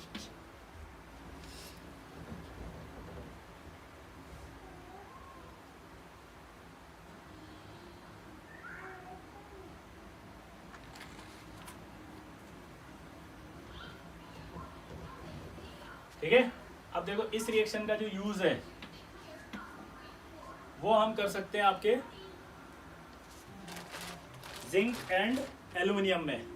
किस किस में इसका जो यूज करेंगे वो जिंक एंड एल्यूमिनियम को डिस्टिंक्शन में कर सकते हैं। रीजन बिहाइंड इट कि ये भी एम्फोटेरिक है, ये भी एम्फोटेरिक है, सारे एम्फोटेरिक, मतलब एम्फोटेरिक की रिएक्शनें आपको नजर आएंगी सारी। तो वो एक हिंट दे सकता है कि ऐसा केटाइन जो इससे रिएक्ट करके वाइट पीपीटी बनाता है K4 FeCN6 से, तो आप बता देंगे। ठीक है, अगला देखो मैंगनीज।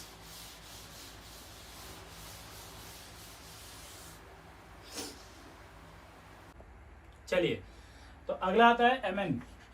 Mn जो है वो रिएक्ट करेगा H2S इन बेसिक मीडियम में, तो आपको पता है MnS का पीपीटी आएगा। MnS का जो पीपीटी होता है पिंक या बफ कलर होता है।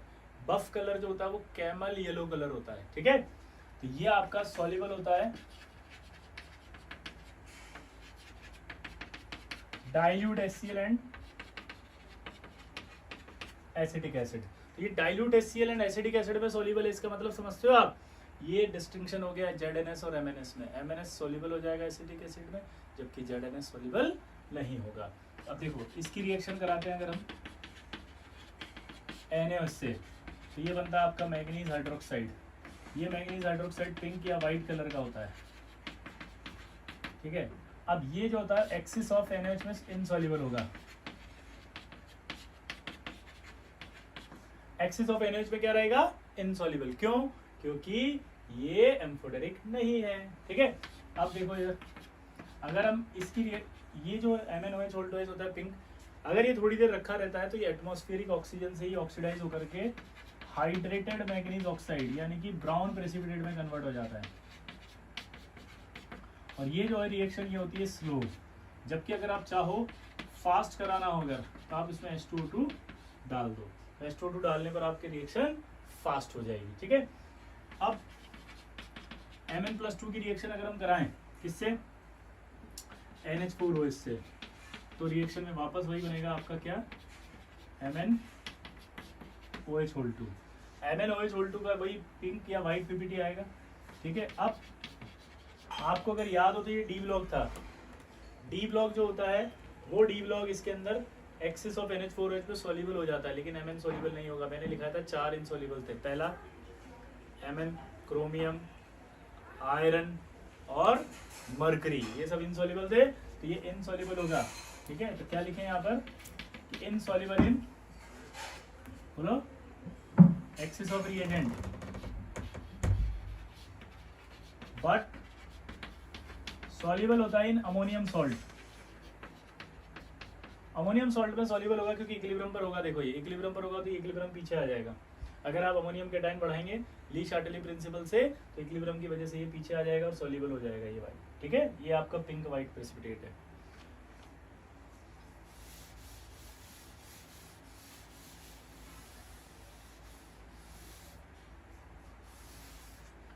अब बात करते हैं अपन Mn+2 की। तो यार Mn+2 H2S से तो रिएक्ट करेगा नहीं, पूछोगे क्योंकि H2S सेकंड ग्रुप रिएजेंट है। अगर आप इसको एसिडिक मीडियम में लोगे तो भी रिएक्ट नहीं करेगा, पूछो क्यों? क्योंकि सेकंड ग्रुप रिएजेंट है ये। क्या है ये? Second group reagent. ठीक है, इसी तरह से अमीन की अगर बात करें अमोनियम सल्फाइड से, तो रिएक्शन हो जाएगी, वो बना देगा MnS। MnS का मैंने अभी बताया था पिंक या बफ कलर होता है, और पिंक और बफ कलर मतलब होता है, बफ कलर मतलब कैमल येलो कलर, या तो ऐसा दिखेगा या वैसा दिखेगा। ठीक है, अगर Mn+2 की रिएक्शन अगर अपन H2S से करें बेसिक मीडियम में, तब से रिएक्शन हो जाएगी। क्यों? क्योंकि आपको पता है फोर्थ ग्रुप रिएजेंट है। ठीक, Mn+2 की रिएक्शन अगर हम फॉस्फेट से कराएं, जैसा अभी जिंक में करवाई थी, अगर हम लेते हैं in absence of ammonium chloride, तो आपका बनेगा वही Mn3PO4(2), और एक होगा इन प्रेजेंस ऑफ NH4Cl। तो अगर प्रेजेंस की बात करेंगे तो आपके ये बन जाएगा। ठीक है, अब इसकी बात जो कर रहे हैं, ये कलर भी पिंक होगा, ये भी पिंक होगा। ठीक है, पिंक प्रेसिपिटेट। अब देखो यहां पर मैंगनीज की बात करें तो MnS जो है इनसॉल्युबल होता है, सॉल्युबल होता है dilute HCl and acetic acid में। लेकिन जो आपके अगले आएंगे NiS और COS, ये दोनों ही इनसॉल्युबल है। अब किसमें? Insoluble in acetic acid and dilute HCl, but soluble in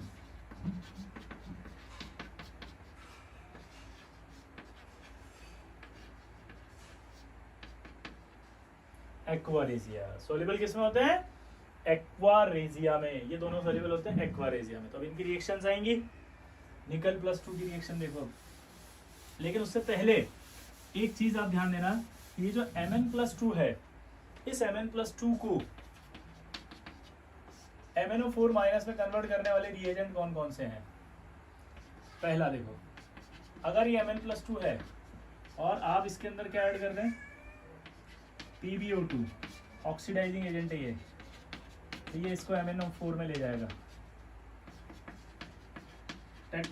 ये परऑक्सो डाइथायोनेट, तो इसको ले जाएंगे तो ये भी MnO4 में आएगा और सल्फेट में आ जाएगा। अगर आप इसकी रिएक्शन कराएंगे NaBiO3, तो भी आपका ये MnO4- में ले जाएगा और ये आएगा बिस्मिथ +3 में।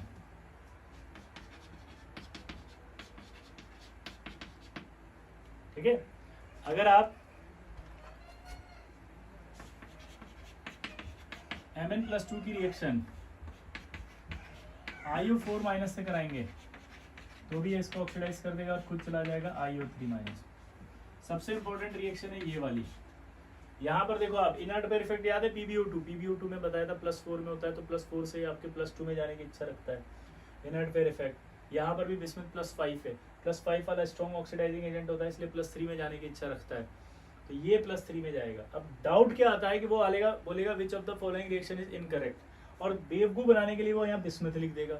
अब आपको ऐसा फील आएगा कि यार +5 से बिस्मिथ बना है, ये ऑक्सीडाइज हुआ, रिएक्शन तो सही है, तो ध्यान रखना +5 से +3 में जाएगा बिस्मिथ पहले, ये रिएक्शन गलत करवाता है इसीलिए। ठीक है, तो यहाँ रिएक्शन आपको गलत करने की जरूरत नहीं पड़ेगी। ठीक है, अगला देखो,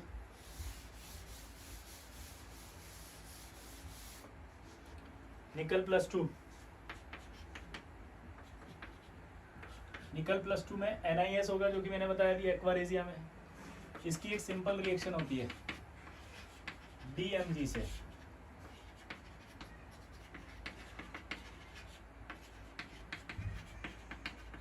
ये DMG से अमोनिकल सॉल्यूशन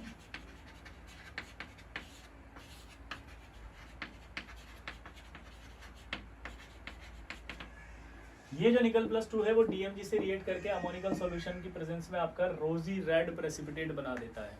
क्या बना देता है? रोजी रेड। और ये जो है वो निकल कैटायन का टेस्ट है। तो आपसे सवाल में बेवकूफ बनाएगा वो कि निकल शीट पर जब DMG गिर जाए तो क्या होगा। तो आप बोलेंगे कुछ नहीं होगा। पूछो क्यों? क्योंकि निकल कैटायन का टेस्ट है ये निकल शीट का टेस्ट नहीं है। शीट में तो एटम होंगे तो ये नहीं करेगा। क्लियर सबको? अब देखो आगे, इस टेस्ट को इंटरफेयर करते हैं Fe+2, क्योंकि Fe+2 DMG से रिएक्ट करके वो भी रेड कलर देगा।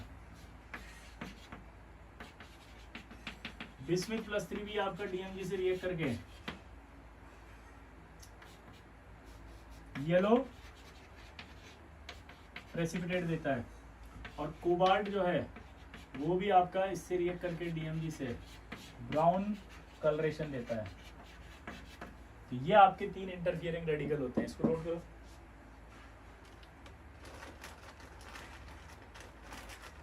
ठीक है, चलो कोबाल्ट+3, सॉरी, ठीक है, ये आ गया। अगला देखो अब कोबाल्ट+2। इनके निकल और इनके एक एक टेस्ट ही है भाई, क्योंकि यही इंपॉर्टेंट टेस्ट है सारे।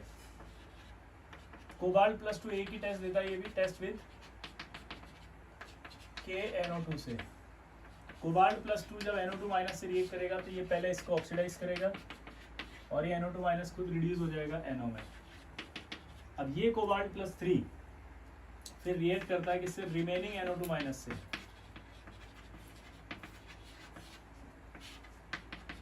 और रिमेनिंग इससे करता है और बनाता है कॉम्प्लेक्स K3CONO2(6).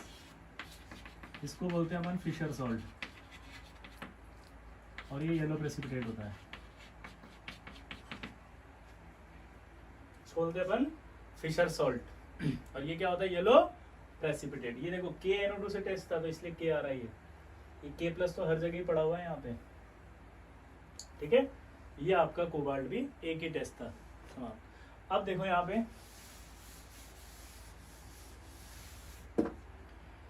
सॉल्ट के अंदर मैंने 5th वाला पहले ही पढ़ा दिया था, याद हो तो। 6th 5th पहले हो गए थे, 0 पहले हो गया था, फिर 1 2 4 5 तक चले अपन, ये कंप्लीट हो गया। लेकिन अभी भी सॉल्ट के अंदर एक इंपॉर्टेंट पार्ट होता है एलम। ये जो एलम होती है, देखो आपने पढ़ा था कोऑर्डिनेशन जब पढ़ाया था, तो एलम एक डबल सॉल्ट होती है, अपने सभी कॉन्स्टिट्यूएंट साइन का टेस्ट देती है। याद आया? यही वो एलम है। अब एलम जो होती है उसका देखना जरा। एम फॉर्मूला क्या होता है पहले?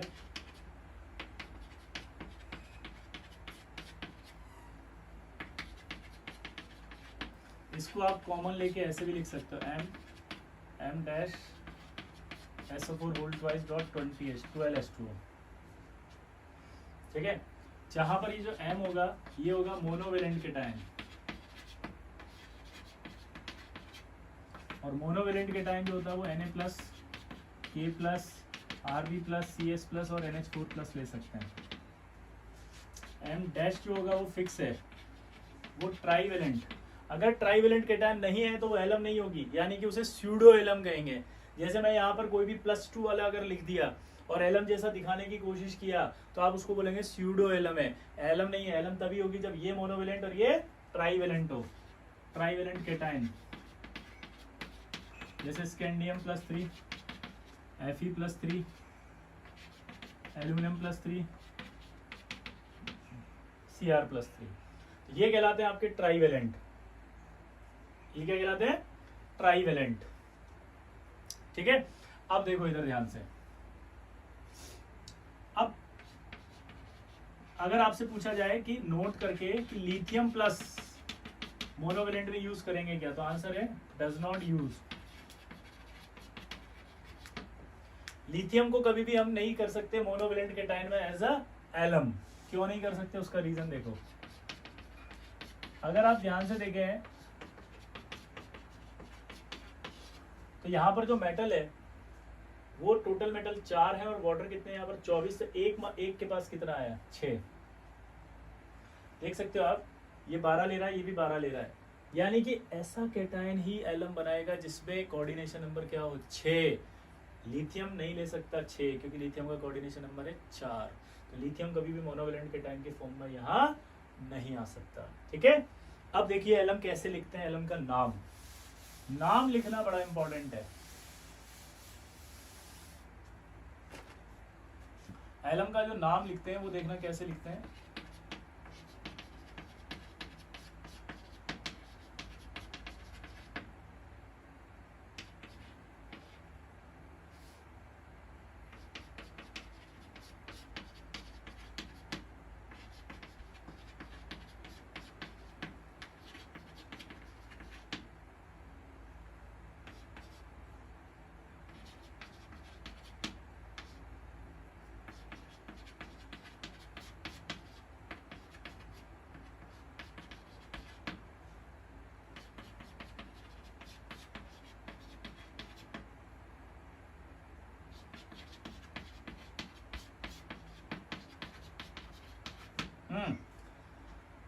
इसका नाम लिखना है और इनका सबका नाम लिखना है। नाम लिखने का एक सिंपल रूल है, अगर ट्राईवेलेंट कैटायन एल्यूमिनियम हो तो नाम मोनोवेलेंट के नाम से दिया जाता है। तो मोनोवेलेंट का जो नाम है वो क्या आएगा, पोटाश एलम। ठीक है, अगर मैं इसकी बात करूंगा तो इसका नाम क्या आएगा, एल्यूमिनियम है वापस से, तो नाम क्या बनेगा, अमोनियम एलम। अगर मैं इसकी बात करूंगा, अब ध्यान देना, ट्राईवेलेंट कैटायन अगर एल्यूमिनियम हो तो नाम मोनोवेलेंट से देते हैं, लेकिन ट्राईवेलेंट अगर कोई और हो तो नाम ट्राईवेलेंट से देते हैं। तो इसका नाम पड़ जाएगा क्रोम एलम, इसका नाम देखेंगे हम तो फेरिक एलम। क्लियर? तो अगर मैं बात कर रहा हूं इसकी तो पोटाश एलम, इसका नाम अमोनियम एलम, इसका नाम क्रोम एलम और इसका नाम फेरिक एलम। तो यानी अगर मैं पोटाश एलम बोलता हूं तो ये फिक्स हो जाता है कि ट्राईवेलेंट कौन होगा, एल्यूमिनियम, और मोनोवेलेंट है पोटेशियम। लेकिन मैं क्रोम एलम बोलता हूं तो ये फिक्स हो रहा है सिर्फ कि क्रोमियम ट्राईवेलेंट है, मोनोवेलेंट का पता नहीं है, कुछ भी हो सकता है, पोटेशियम, अमोनियम, सोडियम, कोई भी। ठीक, अब जब बात आती है इसके हीटिंग इफेक्ट की,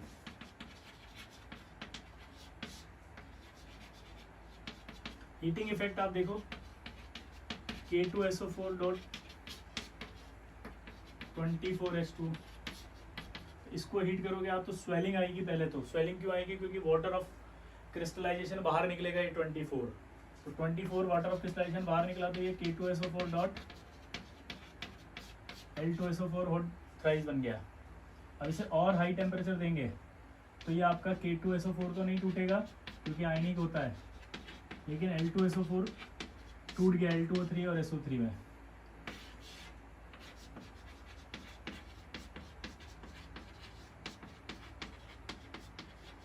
और ये जो बना वो क्या बना, एमोर्फस पाउडर।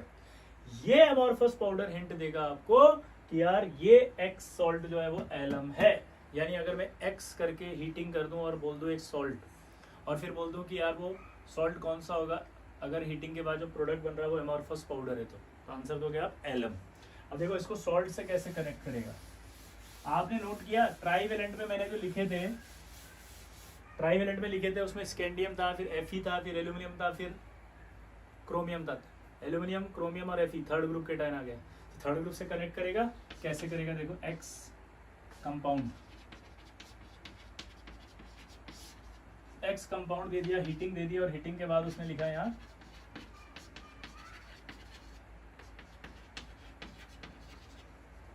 Amorphous powder. तो आप तुरंत क्या बोलेंगे यार, एक्स तो एलम हो सकती है, लेकिन अब इसमें कैटायन पूछ रहा है कौन सा होगा, तो कैटायन के लिए उसने दे दिया फ्लेम टेस्ट और लाइलेक कलर दे दिया यहाँ। अगर फ्लेम टेस्ट दे दिया और लाइलेक कलर दे दिया तो आप खट से बोल दोगे पोटेशियम, और यहाँ दे दिया उसने Na2O2, ठीक है, और बोल दिया Y, और ये Y दे दिया उसने येलो सॉल्यूशन। अब आपको बताना है, तो दिमाग लगाते हैं। देखो अभी मैंने थोड़ी देर पहले बोला था कि Na2O2 जब भी होता है तो उसको आप NaOH प्लस H2O2 मानो। अभी H2O2 ऐसा होगा जो ऑक्सीडाइज करेगा। 3 कैटायन थे, एल्यूमिनियम हो सकता है, Fe हो सकता है, क्रोमियम हो सकता है। क्या एल्यूमिनियम ऑक्सीडाइज हो सकता है? नहीं। Fe+3 होगा? नहीं। क्रोमियम हो सकता है? यस। यानी कि यहाँ क्रोमियम +3 जो रहा होगा वो इस H2O2 से ऑक्सीडाइज हुआ होगा क्रोमियम +6 में। और क्रोमियम +6 जो बेसिक मीडियम रहता है, उस बेसिक मीडियम में आपको पता है क्रोमेट में रहता है, ये बना होगा क्रोमेट, और इसी क्रोमेट का कलर होता है येलो। और ये जो क्रोमेट दिख रहा है इसका हाइब्रिडाइजेशन भी आपको याद होना चाहिए। टेट्राहेड्रल होता है स्ट्रक्चर, D3S हाइब्रिडाइजेशन। और जो D होते हैं वो DXY, YZ और ZX होते हैं, नॉन एक्सियल D हैं ये। क्या है ये? Non axial. तो इस तरह से ये कनेक्ट कर सकता है आपके अंदर कि सॉल्ट एनालिसिस से एलम कैसे कनेक्ट हुआ। ठीक, ये आपका पूरा सॉल्ट एनालिसिस खत्म हुआ। इसको अच्छे से लर्न करना, कोई कंजूसी मत करना। होमवर्क मैं ऑलरेडी दे चुका हूं आपको, उसे आप कोशिश करें पूरा करने की। ठीक है, एज सुन एज पॉसिबल। ठीक, चलिए मिलते हैं फिर अगली क्लास में। Mn जो है वो रिएक्ट करेगा H2S इन बेसिक मीडियम में। तो आपको पता है MnS का पीपीटी आएगा। MnS का जो पीपीटी होता है पिंक या बफ कलर होता है। बफ कलर जो होता है वो कैमल येलो कलर होता है। ठीक है, तो ये आपका सॉल्युबल होता है dilute HCl and acetic acid. तो ये dilute HCl and acetic acid में सॉल्युबल है, इसका मतलब समझते हो आप? ये डिस्टिंक्शन हो गया ZnS और MnS में। MnS सॉल्युबल हो जाएगा एसिटिक एसिड में, जबकि ZnS सॉल्युबल नहीं होगा। अब देखो इसकी रिएक्शन कराते हैं अगर हम NaOH से, तो ये बनता है आपका मैंगनीज हाइड्रोक्साइड। ये मैंगनीज हाइड्रोक्साइड पिंक या वाइट कलर का होता है। ठीक है, अब ये जो होता है एक्सिस ऑफ NaOH में इनसॉल्युबल होगा। एक्सिस ऑफ NaOH में क्या रहेगा? इनसॉल्युबल। क्यों? क्योंकि ये एम्फोटेरिक नहीं है। ठीक है, अब देखो इधर, अगर हम इसकी ये जो MnOH OH होता है पिंक, अगर ये थोड़ी देर रखा रहता है तो ये एटमॉस्फेरिक ऑक्सीजन से ही ऑक्सीडाइज होकर के हाइड्रेटेड मैंगनीज ऑक्साइड यानी कि ब्राउन प्रेसिपिटेट में कन्वर्ट हो जाता है। और ये जो है रिएक्शन ये होती है स्लो। जबकि अगर आप चाहो फास्ट कराना होगा तो आप इसमें H2O2 डाल दो। H2O2 डालने पर आपकी रिएक्शन फास्ट हो जाएगी। ठीक है, अब Mn+2 की रिएक्शन अगर हम कराएं किससे? NH4OH से, तो रिएक्शन में वापस वही बनेगा आपका क्या? MnOH2। MnOH2 का वही पिंक या वाइट पीपीटी आएगा। ठीक है, अब आपको अगर याद हो तो ये डी ब्लॉक था। डी ब्लॉक जो होता है वो डी ब्लॉक इसके अंदर एक्सिस ऑफ NH4OH पे सॉल्युबल हो जाता है, लेकिन Mn सॉल्युबल नहीं होगा। मैंने लिखा था 4 इनसॉल्युबल थे। पहला Mn, क्रोमियम, आयरन और मर्करी, ये सब इनसॉल्युबल थे, तो ये इनसॉल्युबल होगा। ठीक है, तो क्या लिखें यहाँ पर? इनसॉल्युबल इन, बोलो, axis of reagent, but soluble होता है in ammonium salt. Ammonium salt में सॉल्युबल होगा क्योंकि इक्विलिब्रियम पर होगा। देखो ये इक्विलिब्रियम पर होगा तो ये इक्विलिब्रियम पीछे आ जाएगा। अगर आप अमोनियम के टाइम बढ़ाएंगे ली शार्टली प्रिंसिपल से, तो इक्विलिब्रियम की वजह से ये पीछे आ जाएगा और सॉल्युबल हो जाएगा ये वाइट। ठीक है, ये आपका पिंक वाइट प्रेसिपिटेट है।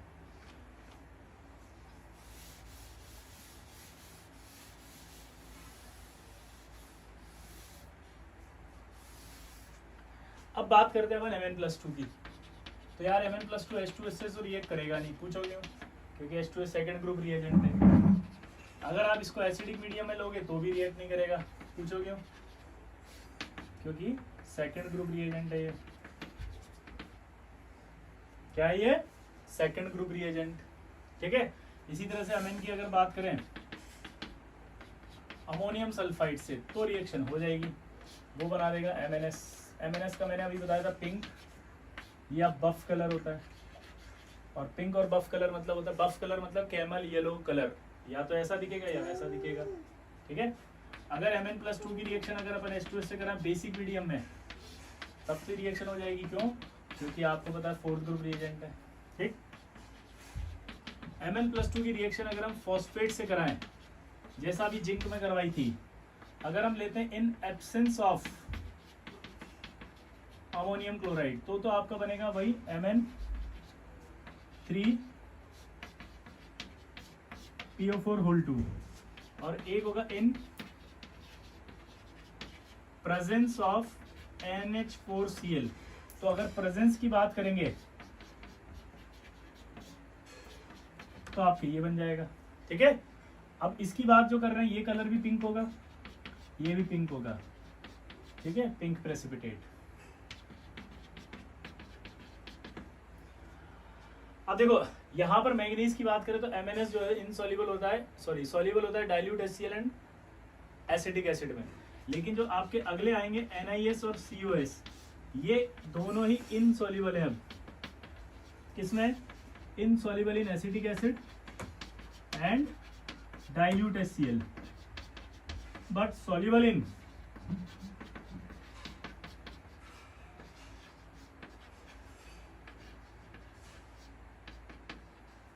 एक्वारेजिया। सॉल्युबल किसमें होते हैं? एक्वारेजिया में। ये दोनों सॉल्युबल होते हैं एक्वारेजिया में। तो अब इनकी रिएक्शंस आएंगी। निकल +2 की रिएक्शन देखो। लेकिन उससे पहले एक चीज आप ध्यान देना, ये जो Mn+2 है, इस Mn+2 को MnO4- में कन्वर्ट करने वाले रिएजेंट कौन कौन से हैं? पहला देखो, अगर ये Mn+2 है और आप इसके अंदर क्या ऐड कर दें, PbO2, ऑक्सीडाइजिंग एजेंट है ये, तो ये इसको MnO4 में ले जाएगा। ये परऑक्सो डाइथायोनेट, तो इसको ले जाएंगे तो ये भी MnO4 में आएगा और सल्फेट में आ जाएगा। अगर आप इसकी रिएक्शन कराएंगे NaBiO3, तो भी आपका ये MnO4- में ले जाएगा और ये आएगा बिस्मिथ +3 में।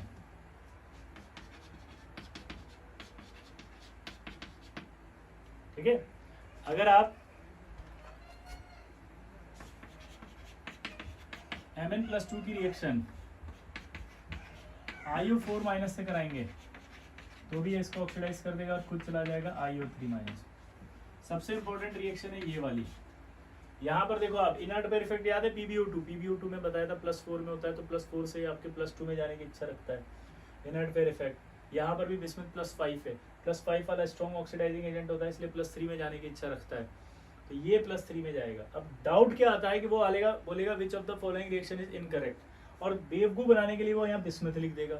अब आपको ऐसा फील आएगा कि यार +5 से बिस्मिथ बना है, ये ऑक्सीडाइज हुआ, रिएक्शन तो सही है, तो ध्यान रखना +5 से +3 में जाएगा बिस्मिथ पहले, ये रिएक्शन गलत करवाता है इसीलिए। ठीक है, तो यहाँ अब रिएक्शन आपको गलत करने की जरूरत नहीं पड़ेगी। ठीक है, अगला देखो,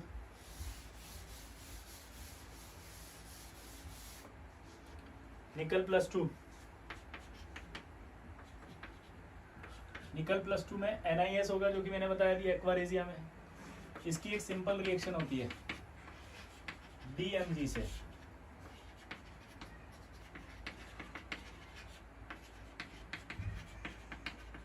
ये DMG से अमोनिकल सॉल्यूशन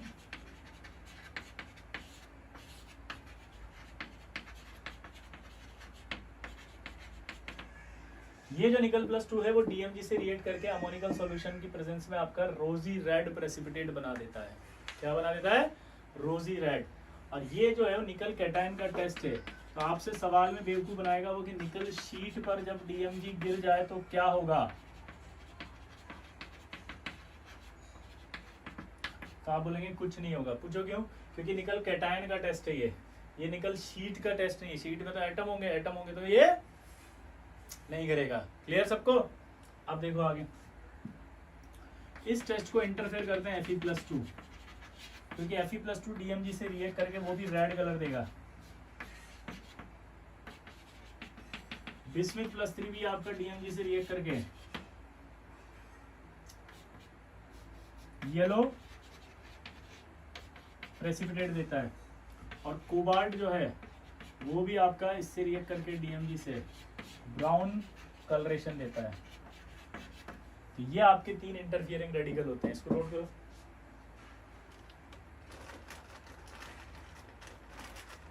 ठीक है, चलो,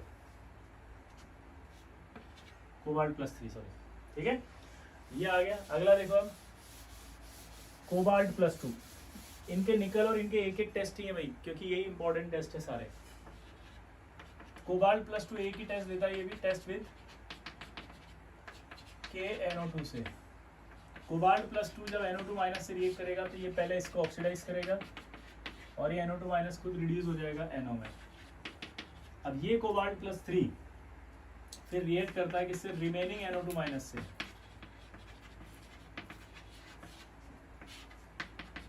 और रिमेनिंग इससे करता है और बनाता है कॉम्प्लेक्स K3CONO2(6). इसको बोलते हैं अपन फिशर सॉल्ट और ये येलो प्रेसिपिटेट होता है। इसको बोलते हैं अपन फिशर सॉल्ट और ये क्या होता है, येलो प्रेसिपिटेट। ये देखो KNO2 से टेस्ट था तो इसलिए K आ रहा है। ये K+ तो हर जगह ही पड़ा हुआ है यहाँ पे, ठीक है।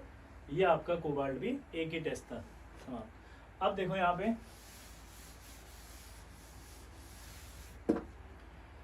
सॉल्ट के अंदर मैंने 5th वाला पहले ही पढ़ा दिया था, याद हो तो। 6th 5th पहले हो गए थे, 0 पहले हो गया था, फिर 1 2 4 5 तक चले अपन, ये कंप्लीट हो गया। लेकिन अभी भी सॉल्ट के अंदर एक इंपॉर्टेंट पार्ट होता है एलम। ये जो एलम होती है, देखो आपने पढ़ा था कोऑर्डिनेशन जब पढ़ाया था, तो एलम एक डबल सॉल्ट होती है, अपने सभी कॉन्स्टिट्यूएंट साइन का टेस्ट देती है, याद है, यही वो एलम है। अब एलम जो होती है उसका देखना जरा, एम फॉर्मूला क्या होता है पहले,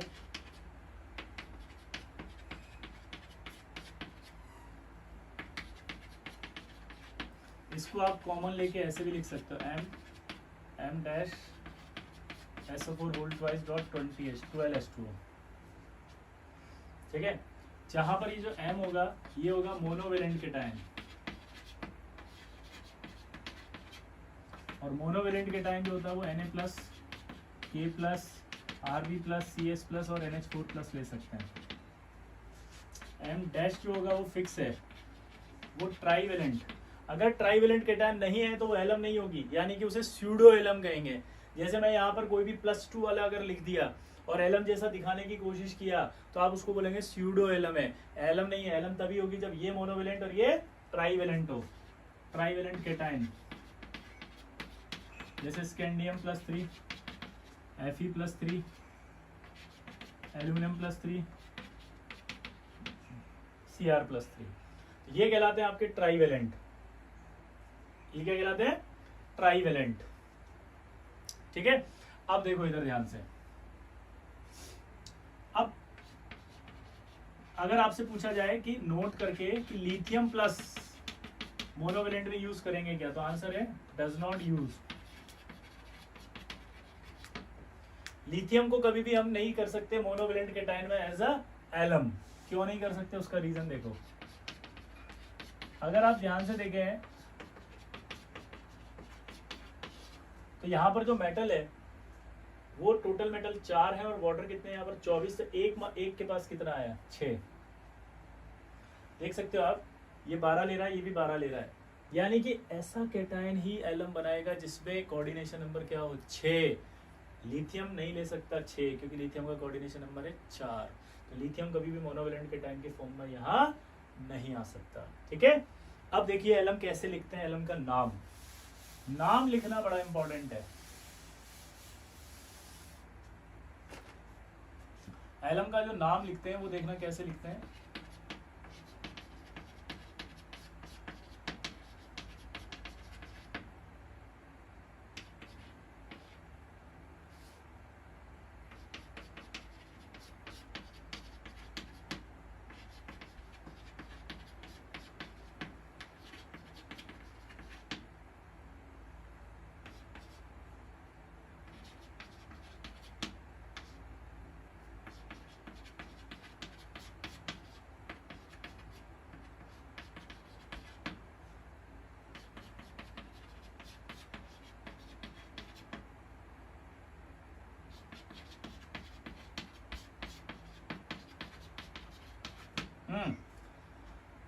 इसका नाम लिखना है और इनका सबका नाम लिखना है। नाम लिखने का सिंपल रूल है, अगर ट्राईवेलेंट केटायन एल्यूमिनियम हो तो नाम मोनोवेलेंट के नाम से दिया जाता है। तो मोनोवेलेंट का जो नाम है वो क्या आएगा,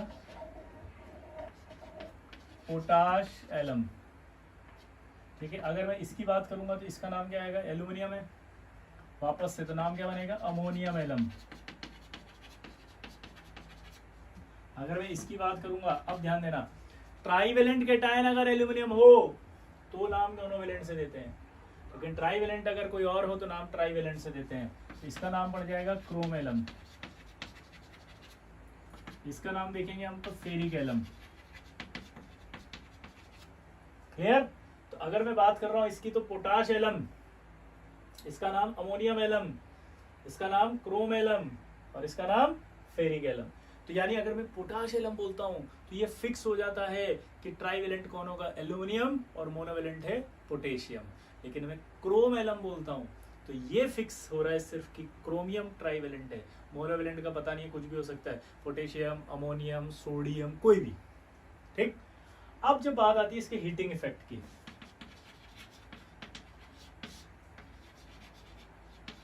हीटिंग इफेक्ट आप देखो K2SO4.24H2, इसको हीट करोगे आप तो स्वेलिंग आएगी। पहले तो स्वेलिंग क्यों आएगी, क्योंकि वाटर ऑफ क्रिस्टलाइजेशन बाहर निकलेगा ये 24, तो 24 वाटर ऑफ क्रिस्टलाइजेशन बाहर निकला तो ये K2SO4.L2SO4 हॉट थ्राइस बन गया। अब इसे और हाई टेम्परेचर देंगे तो ये आपका K2SO4 तो नहीं टूटेगा क्योंकि आयनिक होता है, लेकिन L2SO4 टूट गया L2O3 और SO3 में।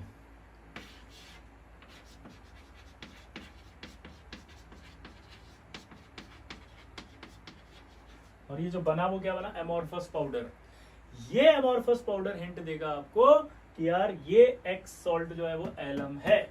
यानी अगर मैं एक्स करके हीटिंग कर दूं और बोल दूं एक सॉल्ट, और फिर बोल दूं कि यार वो सॉल्ट कौन सा होगा, अगर हीटिंग के बाद जो प्रोडक्ट बन रहा है वो एमोर्फस पाउडर है, तो आंसर दोगे आप एलम। अब देखो इसको सॉल्ट से कैसे कनेक्ट करेगा। आपने नोट किया ट्राईवेलेंट में मैंने जो लिखे थे, ट्राईवेलेंट में लिखे थे उसमें स्कैंडियम था, फिर Fe था, फिर एल्यूमिनियम था, फिर क्रोमियम था। एल्यूमिनियम, क्रोमियम और Fe थर्ड ग्रुप के टाइन आ गए। तो थर्ड ग्रुप से कनेक्ट करेगा, कैसे करेगा देखो, एक्स कंपाउंड, एक्स कंपाउंड दे दिया, हीटिंग दे दिया, और हीटिंग के बाद उसने लिखा यहाँ